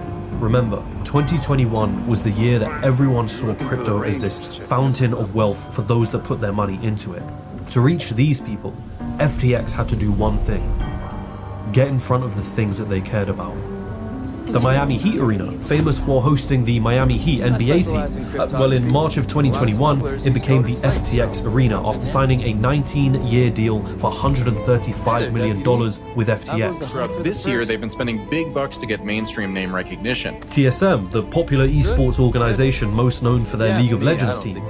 Forget that. It's TSM FTX now, thanks to a 10-year deal with FTX for $210 million. FTX is putting their name everywhere. Tom Brady, one of the greatest quarterbacks in football history. Well, he's not only an ambassador for FTX now, he's also given equity in the company, and the same goes for the Brazilian fashion model and Brady's wife at the time, Gisele Bündchen. The entirety of Major League Baseball, thanks to a 5-year partnership, FTX were to become the official cryptocurrency exchange of the MLB. Every single umpire had the FTX logo embroidered on their uniform. Formula One teams, the International Cricket Council, a baseball superstar, the Golden State Warriors. You guys may have seen their ads. They're everywhere now. I'm not an expert, and I don't need to be. And who could forget Kevin O'Leary? One of the sharks on the popular show Shark Tank had been rather critical of the cryptocurrency space. It is a useless currency. It is a useless currency. To me, it's garbage. But come the crypto boom of 2021, and Kevin signs a $15 million deal with FTX to become an official spokesperson for the exchange. If there's ever a place I could be that I'm not going to get in trouble, it's going to be at FTX. Even some of the most popular finance influencers who generally gave safe investment advice were taking on sponsorship deals with FTX. FTX US has been a sponsor here on the channel for the majority of the year. I love FTX. Among the cheapest fees out there. Check out our sponsor, FTX US. A lot of these influencers bought into Sam's image just as much as actual institutional investors did. The real question was, how much of that image was real or just a facade? Otherwise, you'll be no better off than when you started. It must be very easy for you to sit back and criticize. After 3.5 years of working at Jane Street, Sam decides to quit. He had an appetite for risk, and by staying there he felt like he could be missing out on other opportunities. One of his colleagues at the time, a 22-year-old named Caroline Ellison, witnessed it herself. Just like Sam, she too was an effective altruist with a love for mathematics. She thought it was unusual. I mean, Sam was quitting his high-paying job just because there may be other opportunities out there. Of course, Caroline Ellison had no idea at the time just how much her own career and personal life would become entangled with Sam's. Without a job, Sam starts writing a list of directions for his life. Those things included becoming a journalist, venturing into politics, fundraising for a non-profit, and building a startup. He would go on to achieve almost all of those things. But before making a decision, William McCaskill offers him a job at the Center of Effective Altruism, a company for the EA movement to conduct various activities. And whilst there, he befriends another member of the movement, a woman by the name of Tara McCauley, who was head of operations. That's when Sam started noticing something. Overall, biggest winner of the day, Bitcoin rallied more than 10% today. It's up 438% for 2017. The cryptocurrency has pushed past $7,000. You just crossed the $16,000 threshold. It is, in the next 20 years, $1 million a coin. At this point, Sam didn't have much of an interest in cryptocurrencies, but in 2017, the cryptocurrency world was entering a mania. Although it was on a smaller scale to the one that followed in 2021, it got on Sam's radar. Late 2017, when you walk down the streets, you hear two people talking, you're like, that's probably about Bitcoin. Yeah, I don't know, but pretty likely. More importantly, Sam Bankman-Fried had spotted something that others had not, and he needed to act fast. In that same year of 2017, Sam and his fellow colleague Tara McCauley start a new company together. They call it Alameda Research. See this? This is it, right here. Everything that was to come. It all begins with Alameda Research. When you look at the name alone, Alameda sounds like a research company. In fact, that was intentional misdirection. If you named your company like, we do cryptocurrency, Bitcoin, arbitrage, no one's going to give you a bank account if that's your company name. But everyone wants to serve a research institute. Alameda's true purpose was to operate as a cryptocurrency trading firm. In other words, they would be using their own money to invest into crypto-related assets in order to make a profit. But like I mentioned, Sam had noticed something. To purchase Bitcoin, most people used exchanges, and the price of Bitcoin generally remained the same across all exchanges in the world, with one exception. At the time, some countries in Asia had been selling Bitcoin for, in some cases, $5,000 more than what it was on other exchanges. In other words, you're looking at $5,000 profit per trade sitting on the table. It was practically free money. Just one problem. There were far too many obstacles in the way. Capital controls, financial regulations, anti-money laundering laws, and so on and so forth. Most people couldn't work out how to make the trade. Sam, however, had a card up his sleeve. Effective altruism. Thanks to a Japanese member of the EA community, Sam was able to skirt around some of these obstacles. Sam also secured funding from wealthy effective altruist members, specifically a loan for $50 million from Jan Tarlin, the co-founder of Skype. Alameda Research would first buy Bitcoin on a US exchange, then sell it at a higher price on a Japanese exchange with the help of their Japanese friend. Now, the accounts differ on how much this made Alameda Research, some putting the figure at $10 million, others at $30 million. Either way, it was a success. But there's just one problem with opportunities like this. They don't last forever. Once people start to catch on, the markets tend to adjust themselves and it no longer becomes profitable. By January of 2018, Alameda could no longer exploit the opportunity. And then, something happened in April. An event that would be kept secret for a long time. An event that would rock the foundations of Sam's first company. An event that would expose a side of his character that would foreshadow much of what was to come in. I'm just gonna go make some dinner. See you guys in a bit. Sam Bankman-Fried always wanted to get into politics since leaving Jane Street many years ago. And in 2021,